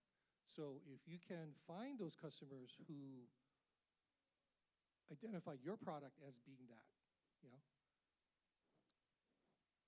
going to help me be that experience, attain that sort of lifestyle thing. I think that's what, an advantage that you can do, but you have to test that first, right? So we're having problems attracting Japanese here because of yen. So what do we have to do? We have to sell in Japan, right? That's what we're trying to do now, as we always continue to do. Otherwise, you have all these experts here. So validate your product and see, do I have a chance? Is there an opportunity to do that? Hawaii has a tremendous brand, right? Don't get me wrong. We have a huge, huge brand value. How do you use it is up to you. And I think you have to use that as an advantage, because otherwise, what else you got, right? We're all from Hawaii. There's something there to be incorporated into your brand, whatever that means, right? And so have that really, really well defined, because we have so many apparel brands, we have so many jewelry brands, so many skincare brands. Well, how are you different? And then understand what your customer is getting. Everyone knows what you give, right? Because you're making it, you're giving it. But what is the customer getting from that, right? Really understanding what your customer wants and gets from it. Then you can say, okay, let's go find some other customers, and here are the experts to help you with that kind of stuff. Yeah, hope that helps.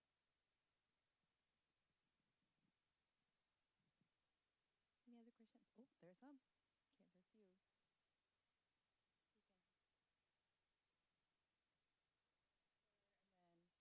was that Lynn?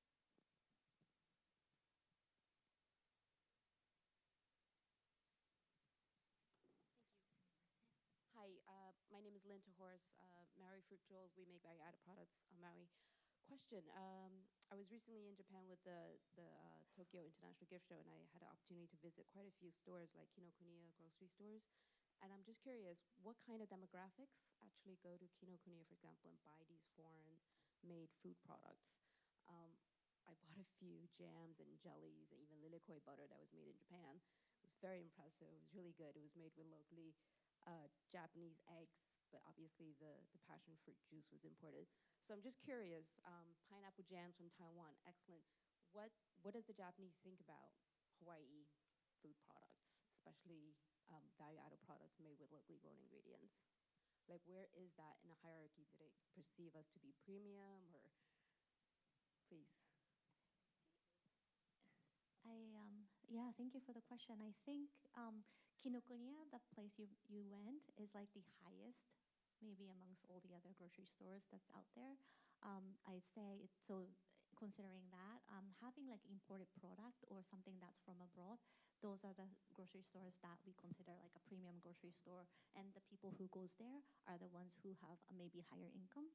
And maybe those are the people who, those stores are for some customers, those are for their regular purchase places, but maybe for some, it's more like of us going to Whole Foods in a way. When we were touring to Hawaii, we don't have Whole Foods in Japan, so a lot of us kind of goes to Whole Foods to try the product and purchase product to bring back home. And similarly to Kinokuniya, let's say, I think imported product are more for gifting or something that they purchase for their own luxury. And so I'd say those jams that you purchased are the ones that we kind of consider premium.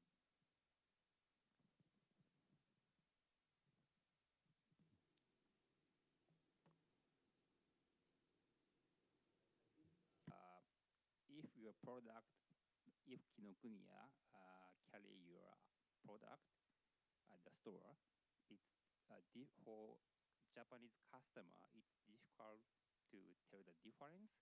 And if there is no chance to try, it is difficult. Even your product go into the Kinokuniya. So not only just put one Hawaii product at the shelf, maybe you should make opportunity for the customer. For example, maybe Kinokuniya buyer can do like Hawaii week for like 2 weeks or 3 weeks with some other like Hawaii brands, some other jam brand, and maybe you can share the budget with other brands, and then if not only one but also some other like looks beautiful or looks yummy item on the shelf, it will be more chance for Japanese to try to your product. So I think it's one of the idea to find friends here.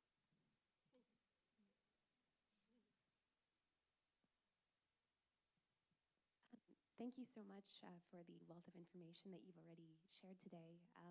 My name is Stephanie. I'm the founder of Maris Pearl. We are a team of GIA Pearl specialists that specialize in pearl jewelry that give back to marine conservation. So our offering is we give our customers a beautiful way to give back to the ocean. We specialized in pearl jewelry. We're 4 or 5 years old now. This year we launched a new product, which is a ground pearl supplement that you can use in skincare. You can add it to your food and beverage. We've launched that in partnership with multiple coffee shops and retail locations across the islands. As we're looking to grow our customer base in Japan, although we do have the through line of pearls and we've established ourselves as experts in that space, is it better to focus on one product category, like jewelry, or is it better to launch multiple products at the same time so that we can introduce our pearl powder, which is in the wellness and beauty space, as well as our jewelry, which is accessories and more fashion? Question for the group.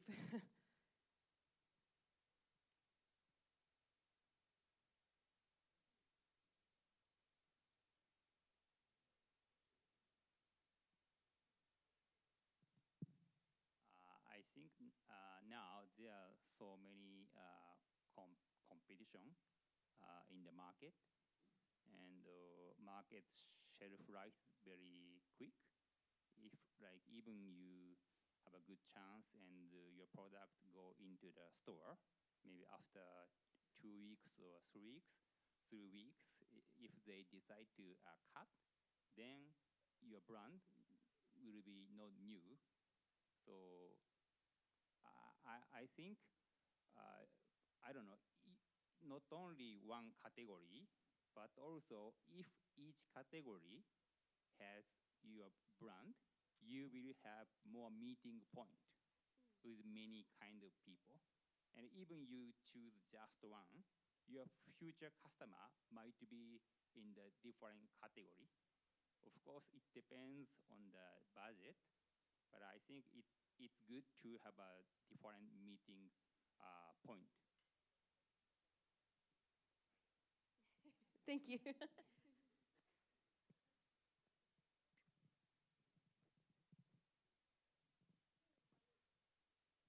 Okay. Well, later on, there's opportunity for all of you to, if you want to speak directly with them, you can exchange business cards. But I think for now, let's move on, and please let's give a round of applause to the speakers. Sorry, just wanted to mention that some of the services that Reijin was talking about, that Saki was talking about, can be covered by the company assistance program that I mentioned, right? So there's localization, which is really important, marketing, shipping, things like that. So that's how we work together. So make sure that you get in the program, register, and keep on it. Okay, thank you.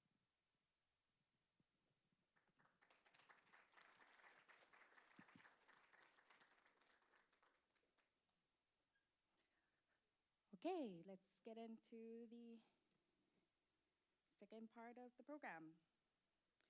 Next, we will have Mitsue Varley, Country Director of Hawaiʻi Tourism Japan. She oversees our Tokyo and Honolulu offices and is responsible for managing and supervising marketing, trade shows, consumer promotion, and public relations activity to enhance Hawaii's brand value in the Japanese market, which is the largest international market in the state of Hawaii. She will be sharing various opportunities for introducing made in Hawaii products in Japan. Please help me welcome Ms. Mitsue Varley to the stage.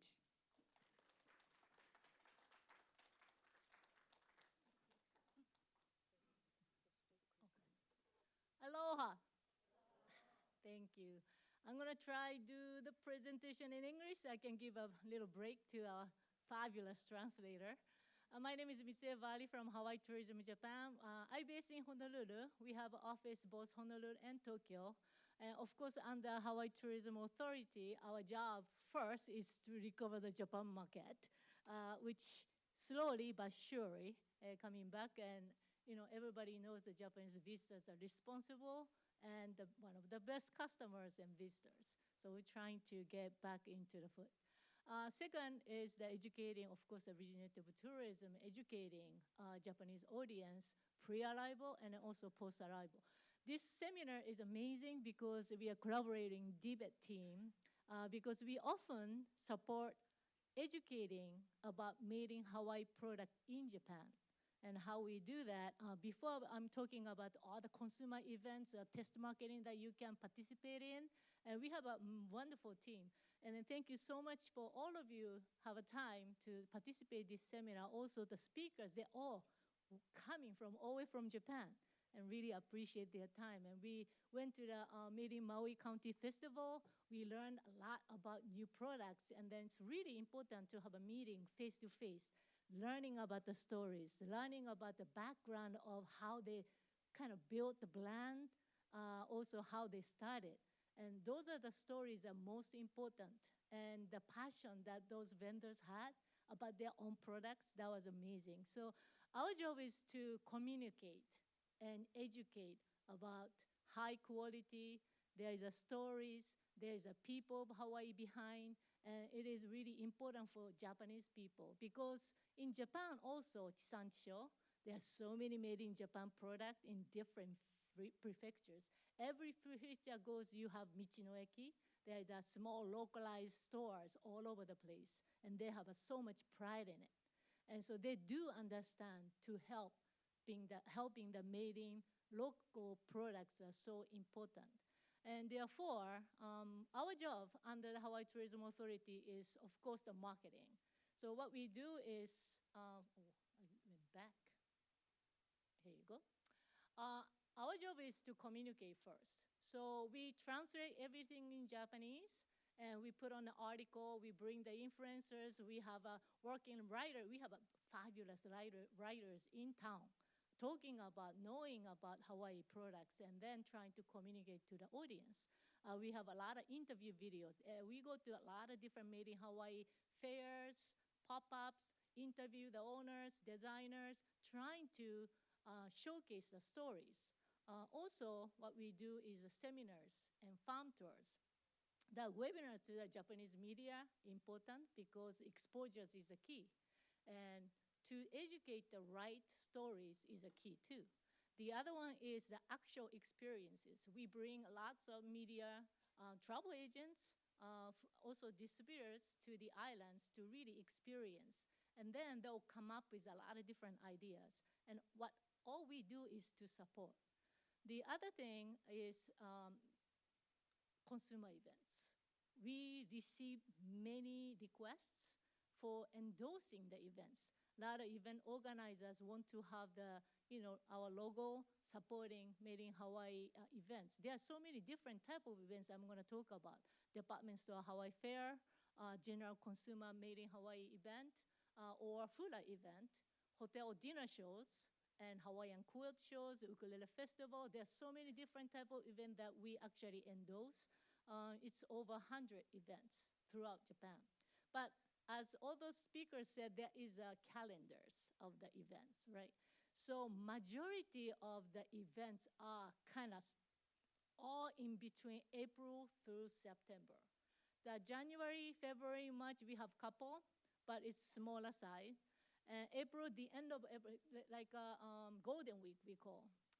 Starting from there, every single weekend, we have some sort of Hawaii events somewhere in Japan.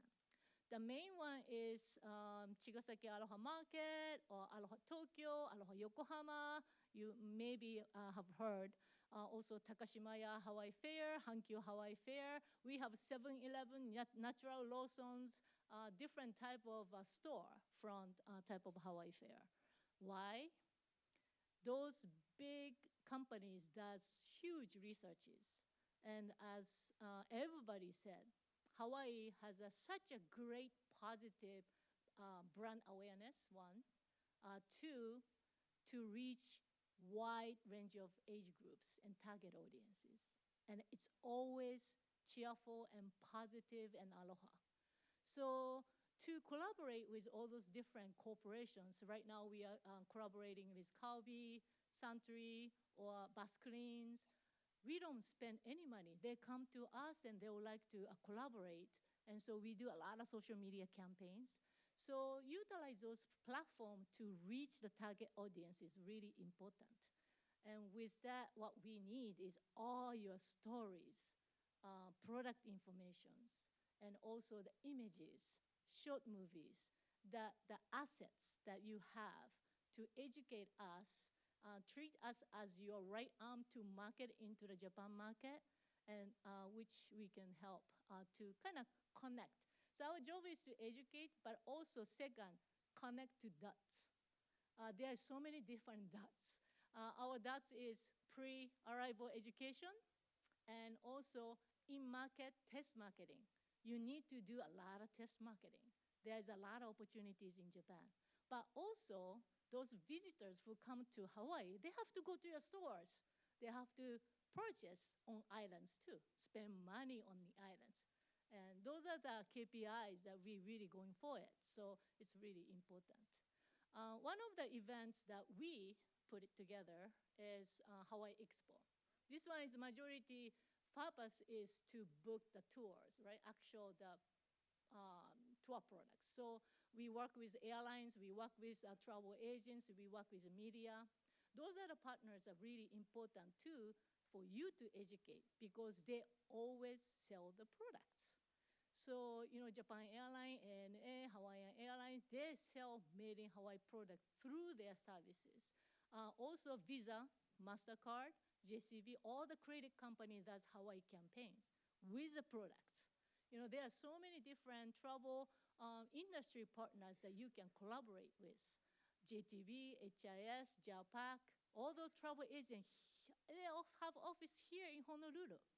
So, and then also we focus on the group corporate businesses too, right? There is a lot of different incentive groups come to Hawaii that you can actually create a small favorite for whole, the size between 500 to last summer, August, we had 6,000. One corporation bring those type of people. And so those are a lot of different opportunities. Tourism Expo, our sponsored event is showcasing coffee tasting or showcasing made in Hawaii products, what's the difference in each island. The other ones, the consumer shows. Those are the ones we endorse. We just to collaborate with them, but they're big events. Mainly sponsored by Japanese media, TV stations, like Chukyo TV or RKB or all those different media put general massive consumer event because they would like people to come together, and then they will promote and then for the advertisers. Those are the events as one of the big ones like maybe Aloha Tokyo or Nagoya Hawaii Festival. I'm sure many of you already participated. Those are the places that are great for test marketing. If you go to Tokyo, Osaka, Fukuoka, customers are totally different. And you know which product will sell, which product didn't sell. Packaging, you can actually do the surveys, social media campaigns, you can get the informations. So before you actually do a lot of different processes, commit to Japan market, there's a lot of different resources that you can actually tap into. to educate yourself, right? The other one, after this, the biggest Takashimaya and Hankyu, Mr. Yamada and Mr. Nishimura is going to talk about how they work with the vendors, coordinators, DBED. In DBED, have MOU with Hankyu. This is huge. And this is, for us, it's important too because this is amazing educational opportunities. And it's amazing that they don't just sell the products. They do flash shows, they do workshops, they actually do a lot of different events that people can feel Hawaii. So we're trying to have a lot of different events and those things that actually you can feel the 5 senses, right? You can taste, you can smell, you can actually talk each other. So those are the really important events that, especially the department store Hawaii Fair, is a really high level. If your product is ready and really going to specific target audience, example, those both department store, not only in Osaka, there is in Kyoto, Nagoya, Tokyo, all over the place too. So those are the department store that I think one of the best test marketing events. The other one is we do support a lot of different supermarkets or like a 7-Eleven convenience store. That's Hawaii Fair too. And those are the ones that department. Oh, this is a department store, Takashimaya and Hankyu, how they do that, sell, and how they do the workshop. We have Shaka-chan too there, and they do have full events and everything. Okay. So those are the other supermarkets. This one is actually more part of their shelf. And they have a specific durations, like usually 1 month to 2 months. Some of them are only 3 weeks, but they do make it special. And then people use the keywords of Hawaii and bring the people into the store. So we do a lot of store Hawaii Fair during the summer, usually July, August, those 2 months. And hula event. Hula event, we do start working with Pop-Up Makeke a lot, more culturalized, more meaningful, true made in Hawaii, type of product. We're gonna have Hoike Keaho Festival and Hawaii Expo together next May. I'll show you a little bit more detail later, but those are the events people knows about made in Hawaii product. People will know the stories. So a little bit different type of target. The other one is the hotels. We do work with a lot of chefs because hotel has a chefs and our hotel has a chef, especially the brand like Prince or Sheraton. They do collaborate chef exchange menu. So Hawaii menu during the summer or winter, chef actually goes there and bring the produce to Japan. So this one is a little bit more agricultural side and also chef collaborations, different type of promotion that they do at each hotels. Lastly, we have 33 sister cities. So when we need help on the business exchange or promoting our made in Hawaii product, we do work with the sister cities too. We just finished Shibuya event. We had a booth. We are educating about the Hawaii. There is Chigasaki, Nagaoka, Fukuoka, Hiroshima, Sapporo. They all have Hawaii events. So sister city, what kind of sister cities we have in Japan, it's good to know. We have a list, 33 cities. And so moving forward, 2025, we have 3 major initiatives that we'd like to let you folks know. One is thank you to Mana Up. I know Nozomi-san is here. They are preparing for the next showcase. I'm busy. Meli and Brittany and Nozomi-san worked so hard last Haneda pop-up, and it was successful. It was really successful, and next one coming up in February. So if you have any question, Nozomi-san is right there. Yeah, so Manap does amazing job in Japan market. Also, we have collaborating with HIS, has about, I think right now is over 100 retail stores. And all those, Shinjuku, Shibuya, Yokohama, and Osaka, best place location in town they have the store only sells Hawaii packages, Hawaii products. And then they have they agree to create the antenna shop we call the Made in Hawaii section. So we're gonna work with them and then DBEDT together to create the section that always, throughout the year, we have a Made in Hawaii antenna shop. We call antenna shop. It's a word that all the localized stores popping up in different cities. But HIS is gonna carry Made in Hawaii products. So we're gonna work with those type of partners to create the opportunities that you can participate in. So even if you don't have a huge marketing dollars, you can actually collaborate with the team, and then you can do the test marketing. Depends on your business size, you can actually choose the fabulous importers and distributors, and then you can work with them in Japan market. In Japan market, really trustworthy, really detailed, and then respected and trust each other. So I think that if you want to grow the business in Japan market, I think the first step is to just send your passion and product informations, and with the stories, with the company missions, I think it's a really most important thing. So lastly, we have Hawaii Expo in Japan in May 10th and 11th. So we're gonna start working with the DBEDT, working with the Careful Festival group. We're gonna combine with the Hoike and Expo all in together in Shibuya Yoyogi Arena. So that's next year's coming up. So that's it from me. And after my presentation, the department store, Mr. Yamada and Mr. Nishimura, Hankyu and Takashimaya, and then Yuriko-san, moderator. She is the best coordinator in town. She lives here. She coordinates all those logistics because we need people here, professional here. If you have any question, you can just text her. And then she's gonna communicate with the distributor in Japan. I'm not gonna give away the phone number, don't worry, Yuriko. Yeah, so we have a great team on the island. We have a great influencers, we have writers, we have media, we have coordinators. So utilize those team and then get into Japan market. It's exciting market. And then products in Hawaii is really raising. And I saw in Made in Maui County Festival, people have such a passion and pride. Quality of the products and packaging is changing. So it's exciting time. So I'm excited.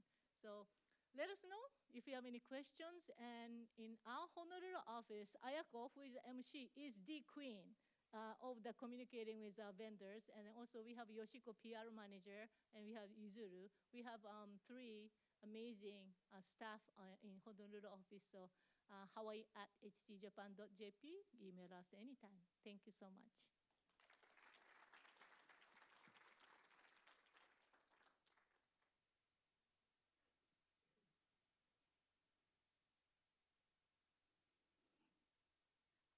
Okay, mahalo, Mitsue. Now let's get into panel discussion. Okay, Yuriko-sanとスピーカーの2人の皆様お越しください。Well, Mitsue already did the brief introductions, but today we have 2 speakers from Hankyu and Takashimaya, 2 of the major department stores, to share about Hawaii fairs with you. And I would like to briefly introduce them. First, I would like to introduce Mr. Yuichiro Nishimura. He's a senior manager, specialty contents department division of Hankyu Hanshin department stores. Mr. Nishimura was a project leader for the Hankyu Hawaii Fair from 2015 to 2018, where he solidified the Hawaii Fair's positioning near the top of Hankyu series of world fairs. He has also experience in managing several destination fairs. After working at Hankyu Ningbo department store near Shanghai, China, Mr. Nishimura returned to Umeda Hankyu in 2023 and is now overseeing project leaders for various world fairs and events.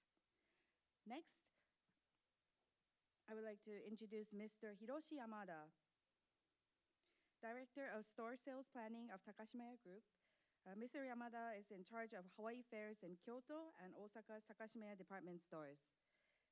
He is planning to expand Hawaii Fair to their Yokohama store in 2025 and seeks to showcase more vendors from Hawaii at their growing events. And as for a moderator, Mitsue already introduced Yuriko. She also writes our column, but on All Hawaii, our official site, and she shares Hawaii brands like stories. She has more than 3 years of experience in the high-end fashion industry in Japan, and she studied apparel management at the Fashion Institute of Design and Merchandising in LA. She returned to Hawaii and founded Plan Z in 2011, offering services in sales, marketing, business coordination, interpretation, backed by over 10 years of experience. So now, let's begin the panel discussion. Ms. Garura, Yuriko-san, the floor is yours. Hi, everybody. Thank you so much for coming today. My name is Yuriko Garura, today's moderator of the panel discussion. Aloha, everyone. This is Yuichiro Nishimura from Hankyu Department Store. We started out in Hankyu Hawaiian Festival in 2014. This year was 10th anniversary. Thank you for great support, debate, Mitsue-san, and all Hawaiian vendors. The sales is grown up year by year. The Hawaiian Festival sales has the highest record for 10 years.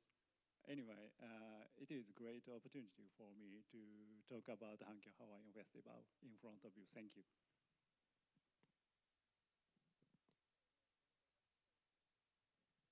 Hi, aloha. Nice to meet you all. My name is Hiroshi Yamada.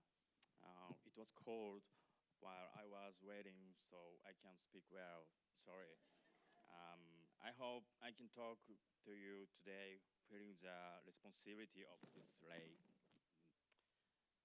I am planning a Hawaiian fair at Takashimaya, a long-established Japanese department store. It's a great pleasure to meet you all today. I have been to Hawaii with my family since I was young. I loved Hawaii since then. I love the people of Hawaii and the natural environment. Other than that, history, traditions, and culture, closely related to Japan, I also find it very interesting. And in 2017, I launched the Hawaii Fair at Takashimaya for the many Japanese people who love Hawaii just like me.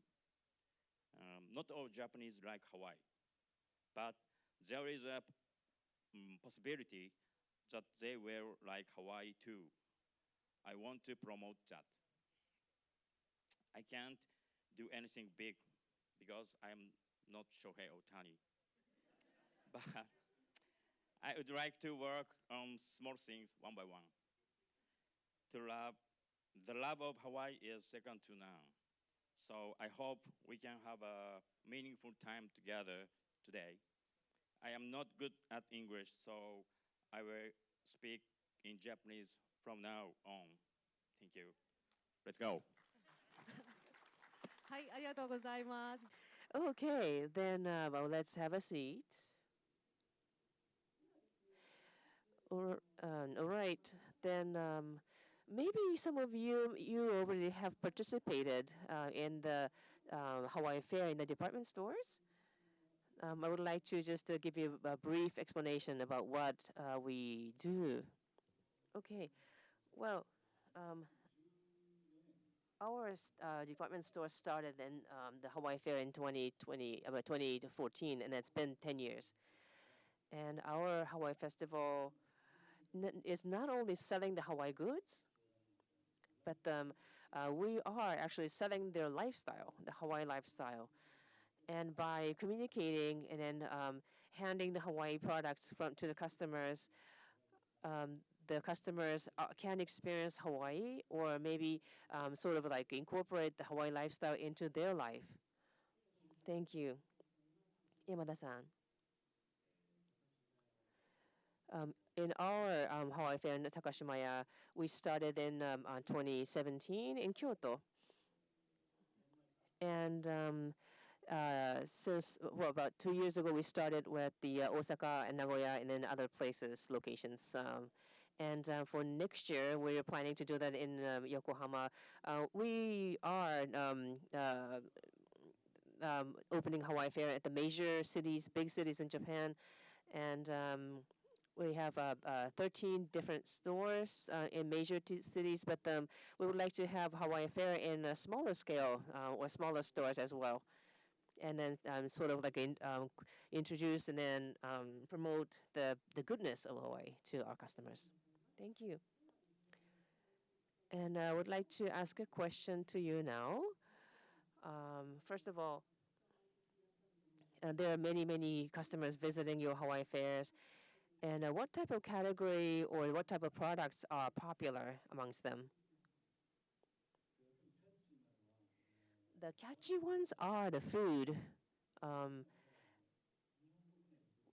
we have different fairs, and from a local fair, it is something like they can try quickly and easily, and it's easier to try, and then you can eat it right there. And you cannot really open up the bottle of a beauty products and start using it in the store, but the food, you can just taste it right there. I think it's really catchy. And other customers will start coming back to the fair and then start experiencing other things. And then maybe the next time, or you can try some other things, or maybe you can try the clothes or whatever. And I would like to create the occasion to test out or experience Hawaii and then enjoy aloha spirit there.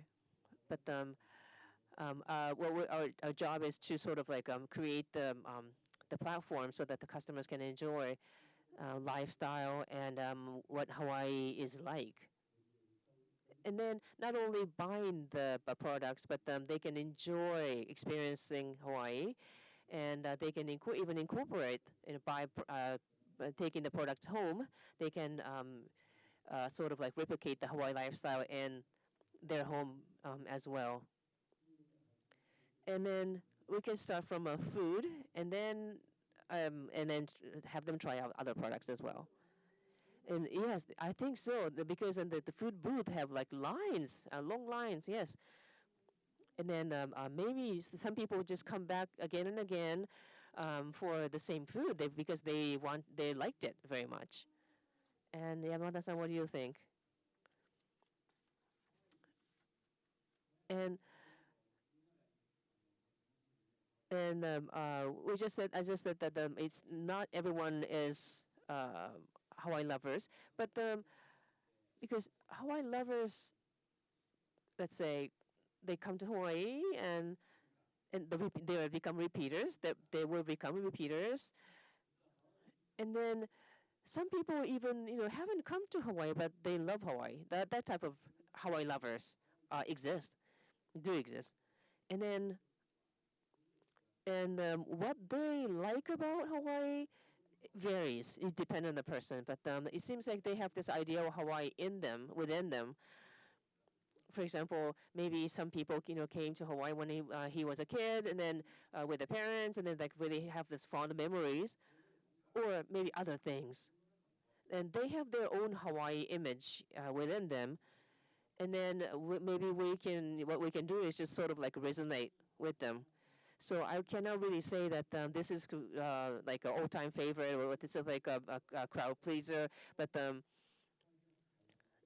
just to come to the location and experience, and then I would like them to go home and then sort of like remember what they experienced here. And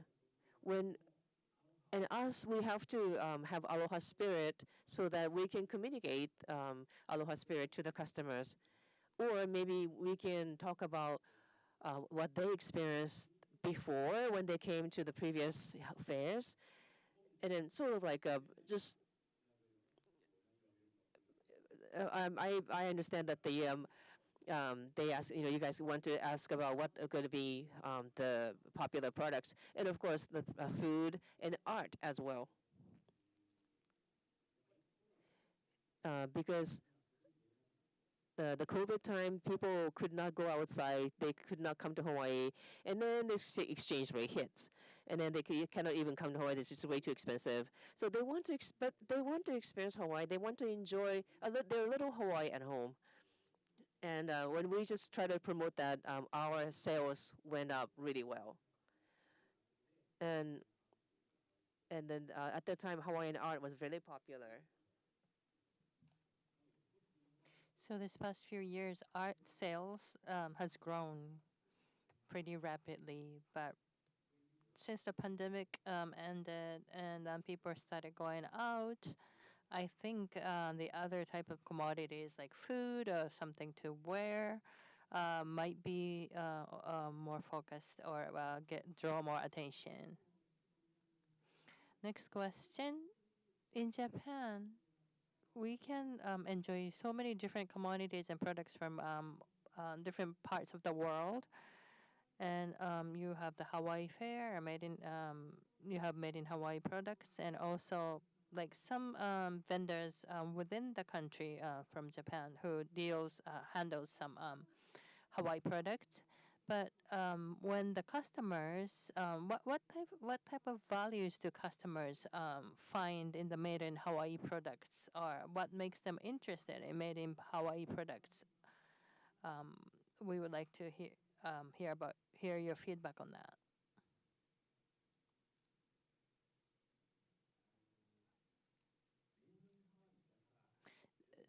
Just because it's made in Hawaii, it's not a given that you can sell the product in Japan without any issue.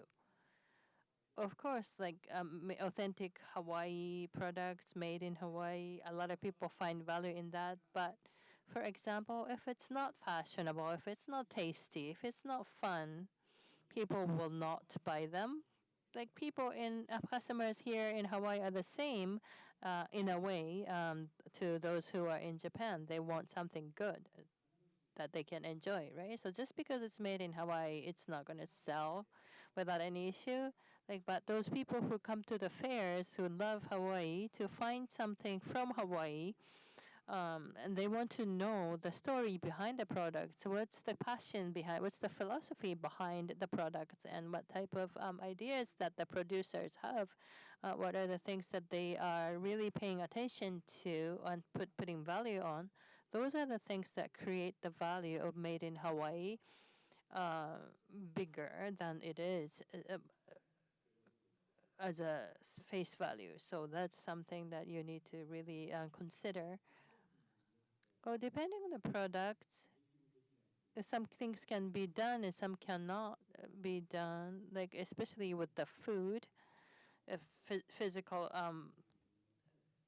factor is playing. But for like fashion goods or other products, made in Hawaii products, from the retailer's point of view, is one of the method or the ways to expand. Is that some people who live in Hawaii, well, this product was made in Hawaii or born in Hawaii, are the good catch to start with. And the customer say like they look so nice and I like it and bought it. But if it's made in Hawaii, it's even better. Like it can be like an additional value to the products that you have. So like in case of DBET, they want to increase like the sales or the production. So it's a different story. But if it's made in other third countries, if it was like designed by a designer in Hawaii or producer in Hawaii, like it is not if it's not even technically made in Hawaii, it doesn't have to be an issue if the product has a backstory or passion or philosophy from Hawaii. Like please take a note that what's important is the people, goods, and environment. Who's making it? Who do you want to sell it to? And who is going to use it? So those players are a very important factor when you sell your products. Like they all connect to each other. Like who's making it, who's using it, in under what circumstances, and what type of environment it was born, and what type of application it has, the product has. So all these things, when you think about your product line or your expansion plan, please, you need to think about those little things. So the technically made in Hawaii is not like the must very most important thing to have. That was a perfect answer. You're exactly right.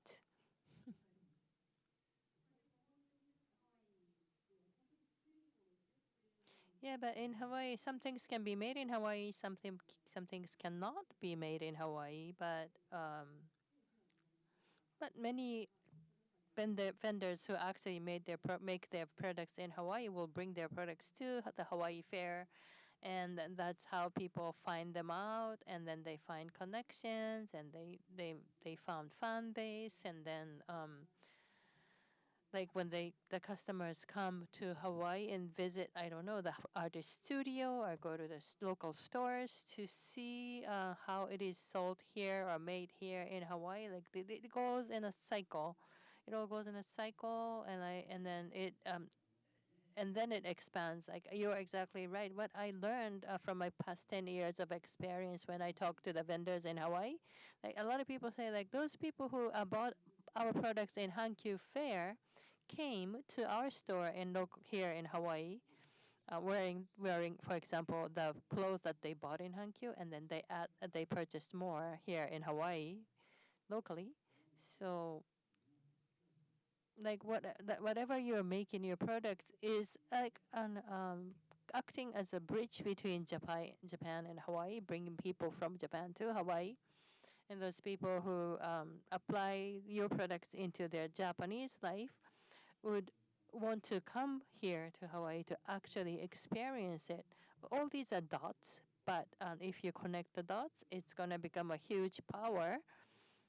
So I think that's, I believe, is like the bridge of friendship between the good relationship between Japan and Hawaii, and hope we are able to play a good role in that. You're exactly right again. But I'm off topic. There's an traditional artisanship in Hawaii. Like we have not only Hawaii Fair, we have France Fair, we have Hokkaido Fair, and then we have in Takashimaya department store every year we have a Japanese traditional art crafts, or technology, or that skills, traditional skills. Like a lot of those people are looking for the successors. Not too many people are succeeding this traditional skills. All the people who does traditional art crafts are getting older, and they don't have any successor. Like for example, Sabae classes from Fukui Prefecture doesn't have too many people who wants to hand the tradition over to the next generation. And I feel like you might have something similar here in Hawaii. I don't know what it is, whether it's lei making or I don't know, but Ayako-san, when I talked to her the other day, she said s- some type of sweeper, broom sweeper, with the Hawaiian traditional method. Um, those who make those type of broom is they are having hard time finding the successors. So what we do in Japan is like the young creators, they kind of adapt the skill and renovate it in a different way to use. For example, this basket, woven basket. Why don't we use this in a, I don't know, outdoor goods sales or something? Like, and then it makes a big hit, huge hit, like the broom of Hawaii. Like Igawa-san was saying, maybe like you can use that broom, like traditionally woven woven broom to clean the coffee roaster. For example, if you are roasting coffee locally, there are many different ways to revive or perpetuate the traditions to hand it over to the next generation. Like just by talking about it through the communication, we can find a new idea. Like I don't know, we've never done something like that before, but we might be able to start thinking of doing something like that in the future. Right, I think so too. For example, lauhala is commonly used of hula population and things, but and right and then some people can be into because the kawaii is the Japanese the word that Japanese people like, and then is one of the one of the key or core values to like merchandise. But I think I think it is a great thing that those things that is not as commonly used are and find a new way to be used in their daily life. Well, the next question is it can be a little coming to the really core of what we are, the common interest. But this is not really. This is more like invitation, right? That's once you apply, it does not mean that you automatically allowed to go into this fair, right? So, what is the selection process, and when you how you find these potential potential for the fairs? Well, for Hankyu Osaka has Hawaii Fair every year. We have about 2 weeks. Almost 300,000 people will visit for the entire fair, and so because I think we understand, we have a really good understanding about our customers who are coming to our store. They have time, they have money that they can freely spend, and then we would like to select the merchandise or things that then our customers want to buy or be very interested, and then we maybe search the title or the major theme of this event, what type of trend the Japanese people have now, or and other things. There are many factors, and of course we have marketing team, and then we just communicated with the keyword or key theme, and then we sort of maximize. And then we just select the vendor that's matching with the theme or our customer clientele. And our employees will be the buyers, and then they will try to look for the merchandise or the vendors which would meet our customers' needs, and then which will meet our customers' liking. So it is not really like call for vendors, but we communicate with them though. Okay.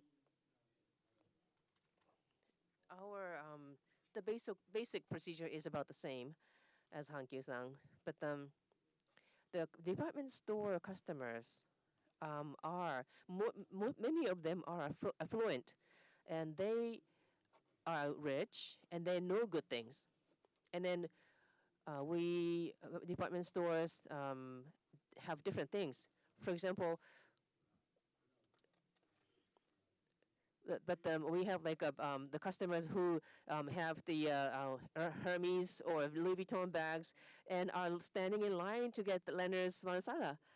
So what we're trying to do is just to sort of like taking all this like rich and affluent customers to have them sort of a change of views and to see Hawaii products and enjoy Hawaii products. And what we imagine is the customers or our clients' smiles, and then what will make them smile will be very important, and it will be the key point to choose the vendors. And of course, in our it is our job to like, is it kawaii or is it beautiful? Is it tasty? Whatever. And because our customers know what's good, and then they have their expectations very high. If there's a little loose thread, they'll complain, and then they really focus on the safe and secure. They are very, very keen to that. So as a department store who's expected to be like that, to provide merchandise like that, we have to really be watchful. So that is why we do not uh, have the system that anyone can come and anyone can sell whatever they want to sell, because we have our ideal vendor for that matches to our clients and then customers. So we choose those vendors who can meet their needs. Thank you. And Igawa-san just spoke about, and because if you wanted to use Japan as the first step, and then if they wanted to go to spread the Asia, and then of course I think if the first location is very strict about the quality, and then I think they can do a good job when they are going into different parts of Asia. And for example, we have LVMH has the Japan corporate, and then they have the Shanghai office. They're kind of looking at the entire Asia. And so people think that if it's going to go in Japan, if it's popular in Japan, then the rest of the Asia will take it as well. And then I'm hoping that the Japan quality, or the quality that the Japanese people approve, will be the standard in the rest of the Asia. And because our customers know what's good. One thing I can say is that what's in Hawaii, it cannot be in Hawaii, in Japan. It doesn't mean that what's really, really popular in Hawaii, it may not become quickly popular in Japan, because, like I said, our customers know what's good, and they know the good quality ones. So they may not approve it. So the vendors, manufacturers, and so they may ask me a question. Then what are we going to do? So what would you have to do to make it better?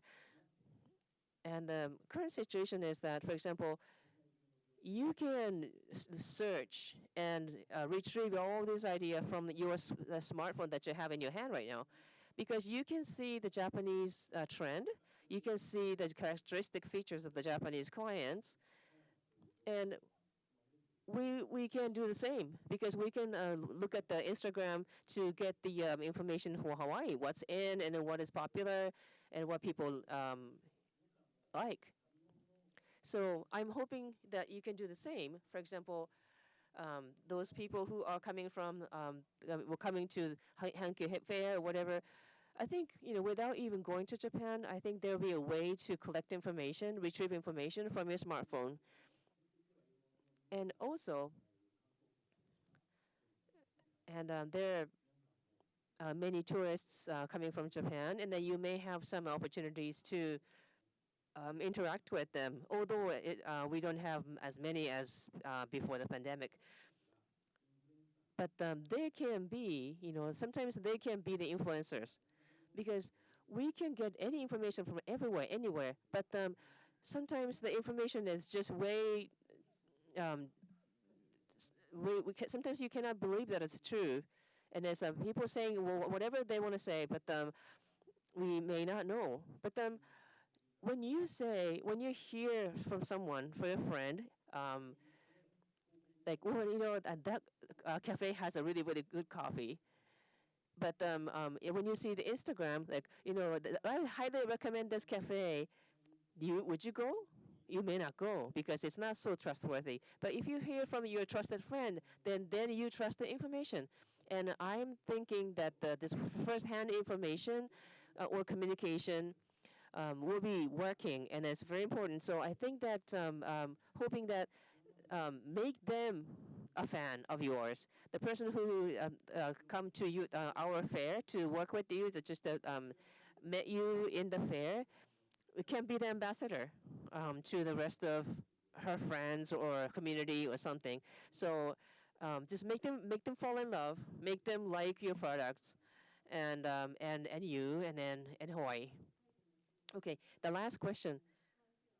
So you've been working with Hawaii Fair for 10 years or 7 years, and what is your next step? So what is, because it's already been really, really popular and successful. Right. And about 2 years ago, we started this thing called Hawaii Live, or Hawaii Life, and we have Instagram account. Let's say that those we are trying to connect the customers through this website or through this Instagram, so that they will think about Hawaii every day, 365 days a year. And then we do the e-commerce as well. We have a platform so that they can enjoy Hawaii, and they can purchase merchandise online. And also Osaka will be the really good location, and we will use this platform to bring it to the other parts of Japan, and not in the major cities, but the more smaller cities. And because the smaller stores in the smaller cities can be may not make as much as money that the major cities department stores, but because of the e-commerce, many department stores in rural areas are closed because they just cannot go carefreely to go shopping. But we would like to do the opposite now. So we're trying to bring the Hawaii to the smaller stores so that they can do like a mini Hawaii fairs. And because Hawaii has a really strong sunny summer image, so we can probably start in April to May for about half a year when it's kind of warm. I'm hoping that our customers can be thinking about Hawaii or beautiful warm weather, and we can provide the merchandise that the selected merchandise that will be well accepted by the Japanese clients or customers. And for our next step, because we're a retail store, we'd like to expand our routes of distribution, and then so that we can deliver Hawaii and Hawaii goods to throughout the world, throughout Japan, to the smaller cities. So I think we just started this attempt.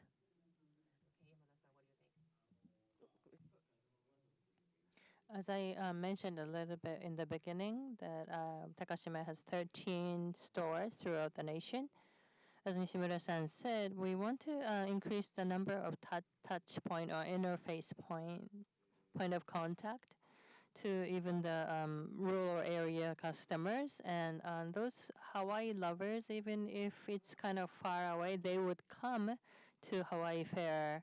So we want to increase the number of Hawaii lovers. Like some people, there are so many people, like it's not like I don't dislike Hawaii, but I don't really know too much about it. Or like if you see something like with hibiscus on it, they're inclined to purchase that products, like younger generation. So like I want those people to know more about Hawaii and become a fan of Hawaii, so that they would come if it's far to attend the Hawaii fairs.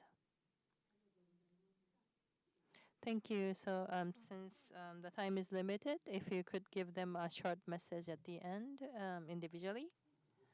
Thank you very much for listening. I personally, it's been like I think 4 years since I came to Hawaii last time.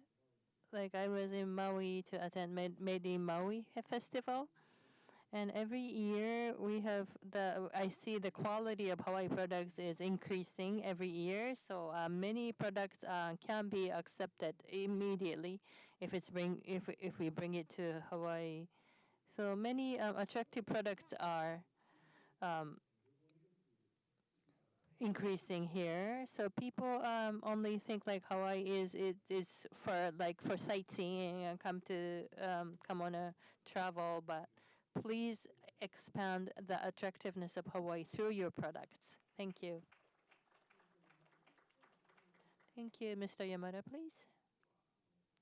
Thank you for listening. Please come to Japan to visit the department store in Japan and see for yourself what type of customers love Hawaii. So if you see that, you'll probably find something that you can start with.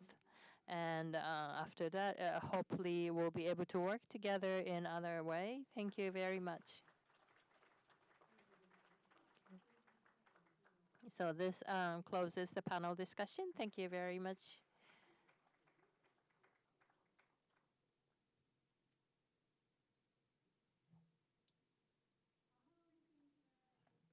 Nishimura-san, Yamada-san, ありがとうございました。Much for sharing all the all the initiatives as well. Now we would like to have Q&A session. Do you have any questions regarding the Hawaii fairs?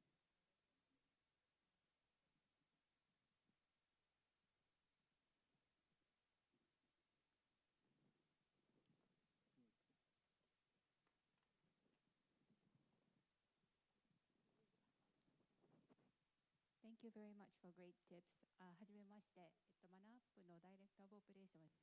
I'm a director of operation, Nozomi Shina. Nice to meet you. A question I have is like in the beginning you were introducing to us about the export-import processes and the distribution in Japan. But like in a short-term fair, like Hawaii fair, do you have to go through the same steps, the same procedure, to bring like for food products or beauty products to Japan? Do you have to go through the same steps or procedure to bring our products to the fair, or the short-term fair like yours have some different procedure? Because it makes a difference. If it's not, then it's going to be less hurdle and easier to participate. Well, it actually depends on the item that you are handling. Like if it's cosmetics, beauty products, you have to go through the customs clearance. And even for the apparels, clothes, there's a GIS, Japan standards. You have to, like Hankyu or Takashimaya, you have to abide by the law. So you have to clear that standards. So basically the same steps, same procedures, but some like temporarily exporting importer who would help you with the temporary exports. We can introduce them to you. Like those who we work with regularly, sometimes because we wanted a certain product to be shown in our fairs. So we kind of persuaded the importer to have this special temporary treatment. But like basically, yes, you have to go through the same procedure. However, there are exceptions, ways to work around some of them. You're exactly right. Again, Takashimaya also have all the department stores. I think are in the same boat. Like if you are to sell your products in the department store, then you can sell your products anywhere in Japan or even anywhere in the world, because the Japanese department stores quality requirements are very severe, very hard. So Thank you.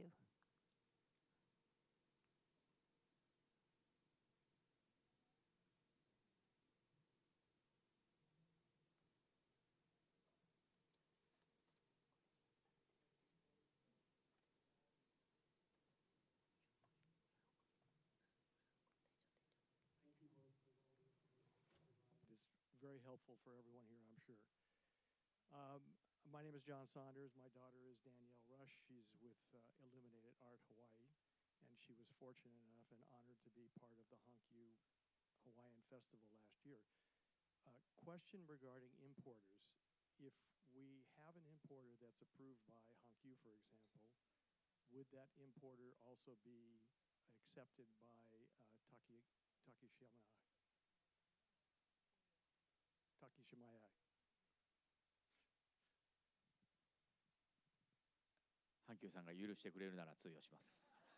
As long as Hankyu allows us to use the same importer, yes. Dispensation.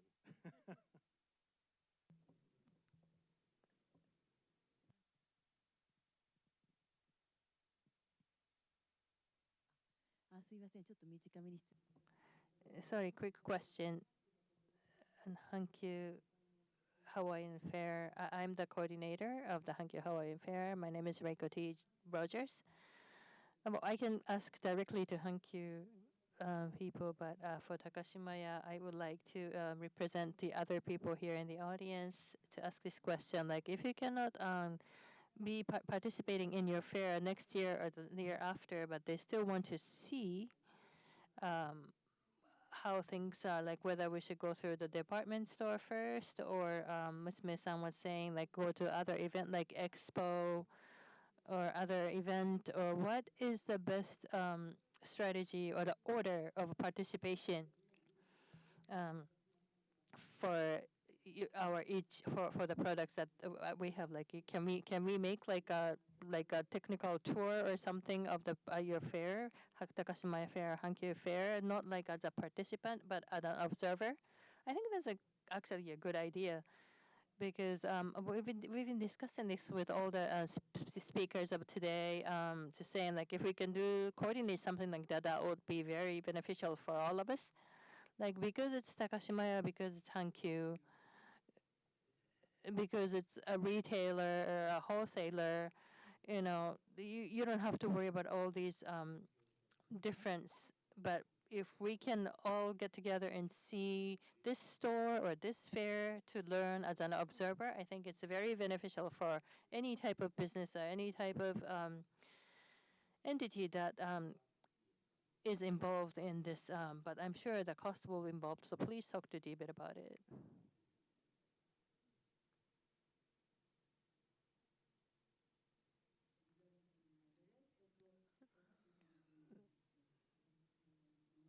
I understand Hankyu has been doing this for 10 years and 7 years for Takashimaya, but with the depreciation of yen, how's the sales going? Because I believe the price is, inflation of price is higher for, I'm sure, the Japanese consumers. And how would that affect sales itself? As far as Hankyu department store is concerned, because of the inbound increase, well, I think we have been recording every year, like after COVID, 2-3 years, the record history of sales and the number of visitors. And Hawaii Fair has been increasing and overall increasing the sales and the visitors. Of course, if you take a look at each individual stores, some of them are not doing as much as well as the others. But overall, like Malie Organic, I'm sure has increased the sales. Right? No, actually, it decreased a little bit.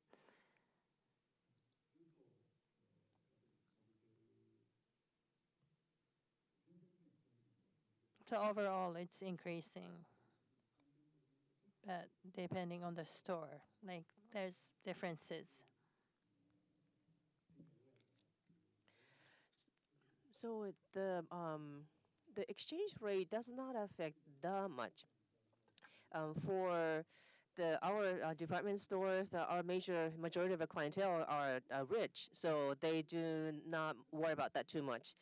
Or do they respond like, "Whoa, that's expensive"? Do they say that? They may think that way, but actually the cost per unit or the customer is going up. Yes, as the Takashimaya group has receiving the really good influence from the inbound tourists. And for 7 years, well, actually 8 years, we actually missed 1 year because of COVID. But every time our sales is going up, and the number of the customers are going up as well, and also the money spent by per customer is going up as well, because our customers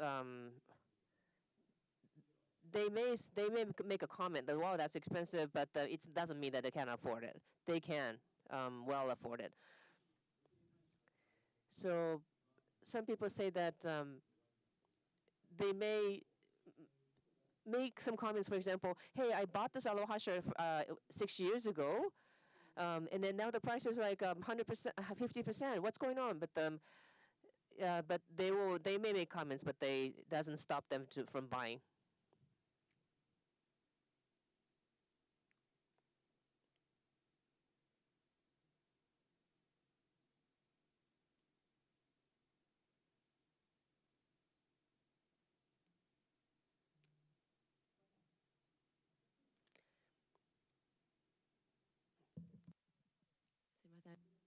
Thank you.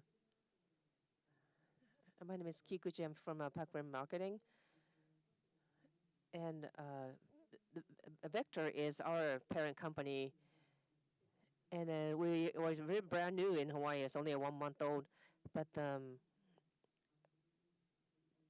we would like to support the Hawaii clients and Japan clients. But I'm thinking about what will be the charm of Hawaii for the Japanese people. And then I think I learned a lot today. And I still remember, when I was a consumer in Tokyo, and I can look it up information by social media. But as you say, those who are making high income, then I think your clientele, they may not say things in the social media, but they probably spread the information for word of mouth. And maybe it is because I think that's kind of creating the vibe there, and it's not really because of the social media. And I think you mentioned that the art products are more popular.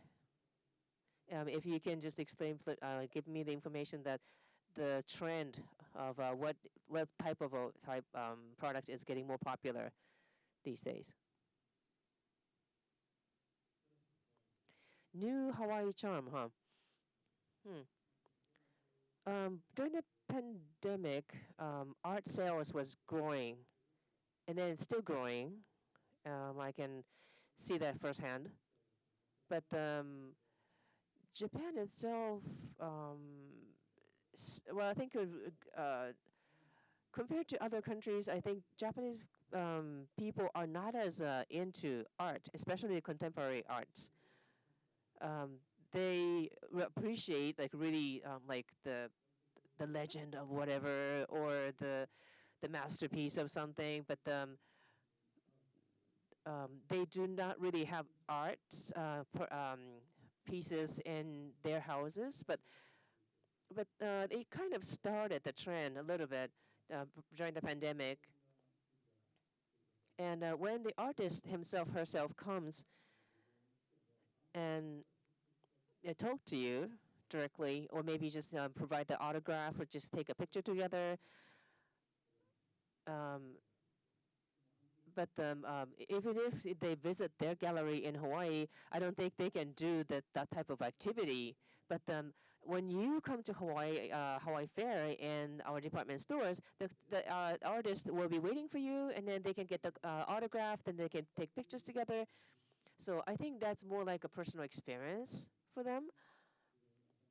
And so it is a very different situation that if the creator is there or not there, the sales is actually different. So I think, not sure if it's a new charm of Hawaii, but after COVID time, the pandemic, we started to see in person. I think this is the key and the basic of the retail business, that who you are buying from, who you are buying the merchandise from. For the high income makers, I think we can provide even more personal opportunities, more like catered service. And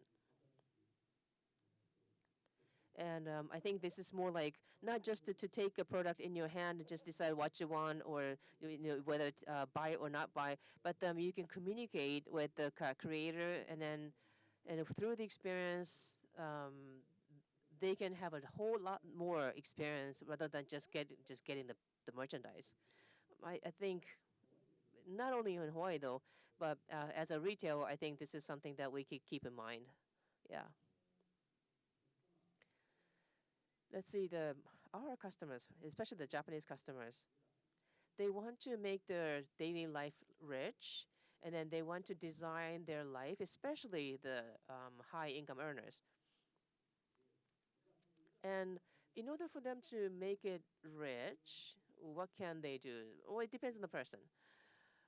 Maybe, let's say, like, well, I bought this expensive donut, or maybe you can just decorate your own room with some Hawaiian interior or something. It depends on the person. But if I say this is it, I'm so sorry, there's a bug flying around me. So sorry.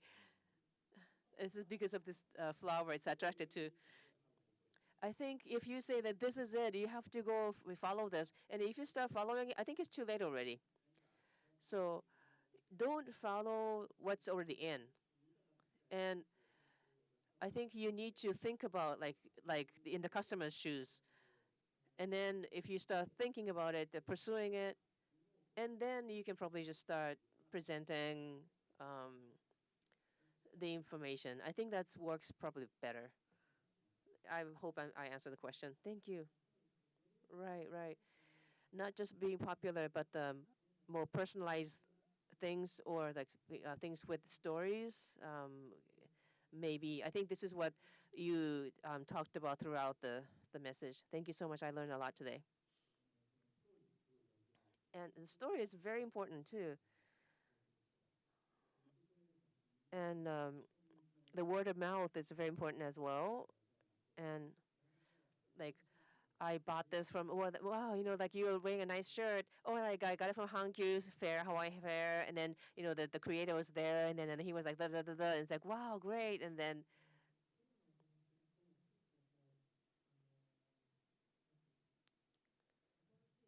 so what you're saying is, I think my question is kind of broad for new Hawaii. But those who are young, is there anything that you can share? Is there anything? How young?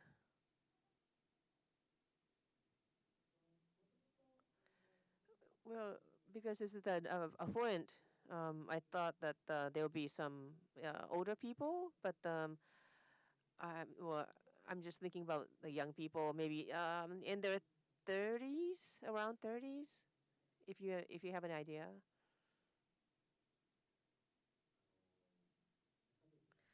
Well, those who are coming to our department stores in 30s and mid 30s, they may be coming with their babies in a stroller. So, and then their parents, like 3 generations are together visiting the department store.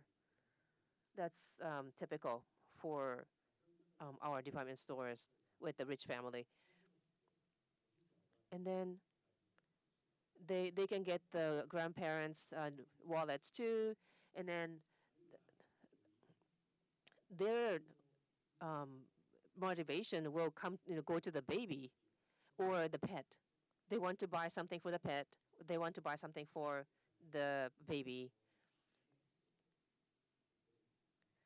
Sort of like maybe some clothes or some baby goods or kids goods or something. We don't really have in Hawaii Fair.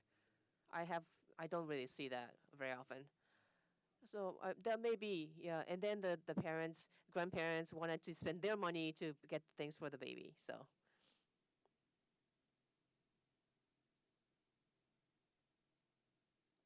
oh, Sitting for 2 hours for this seminar.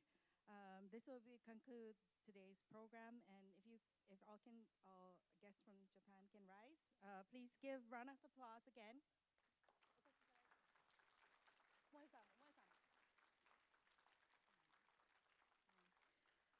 Yeah, we hope you leave feeling inspired and ready to take your products to the Japan market.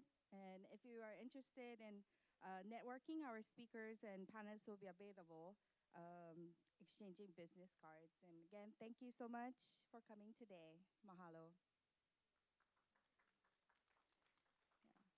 And it was so nice to see lots of familiar, some of the familiar faces here.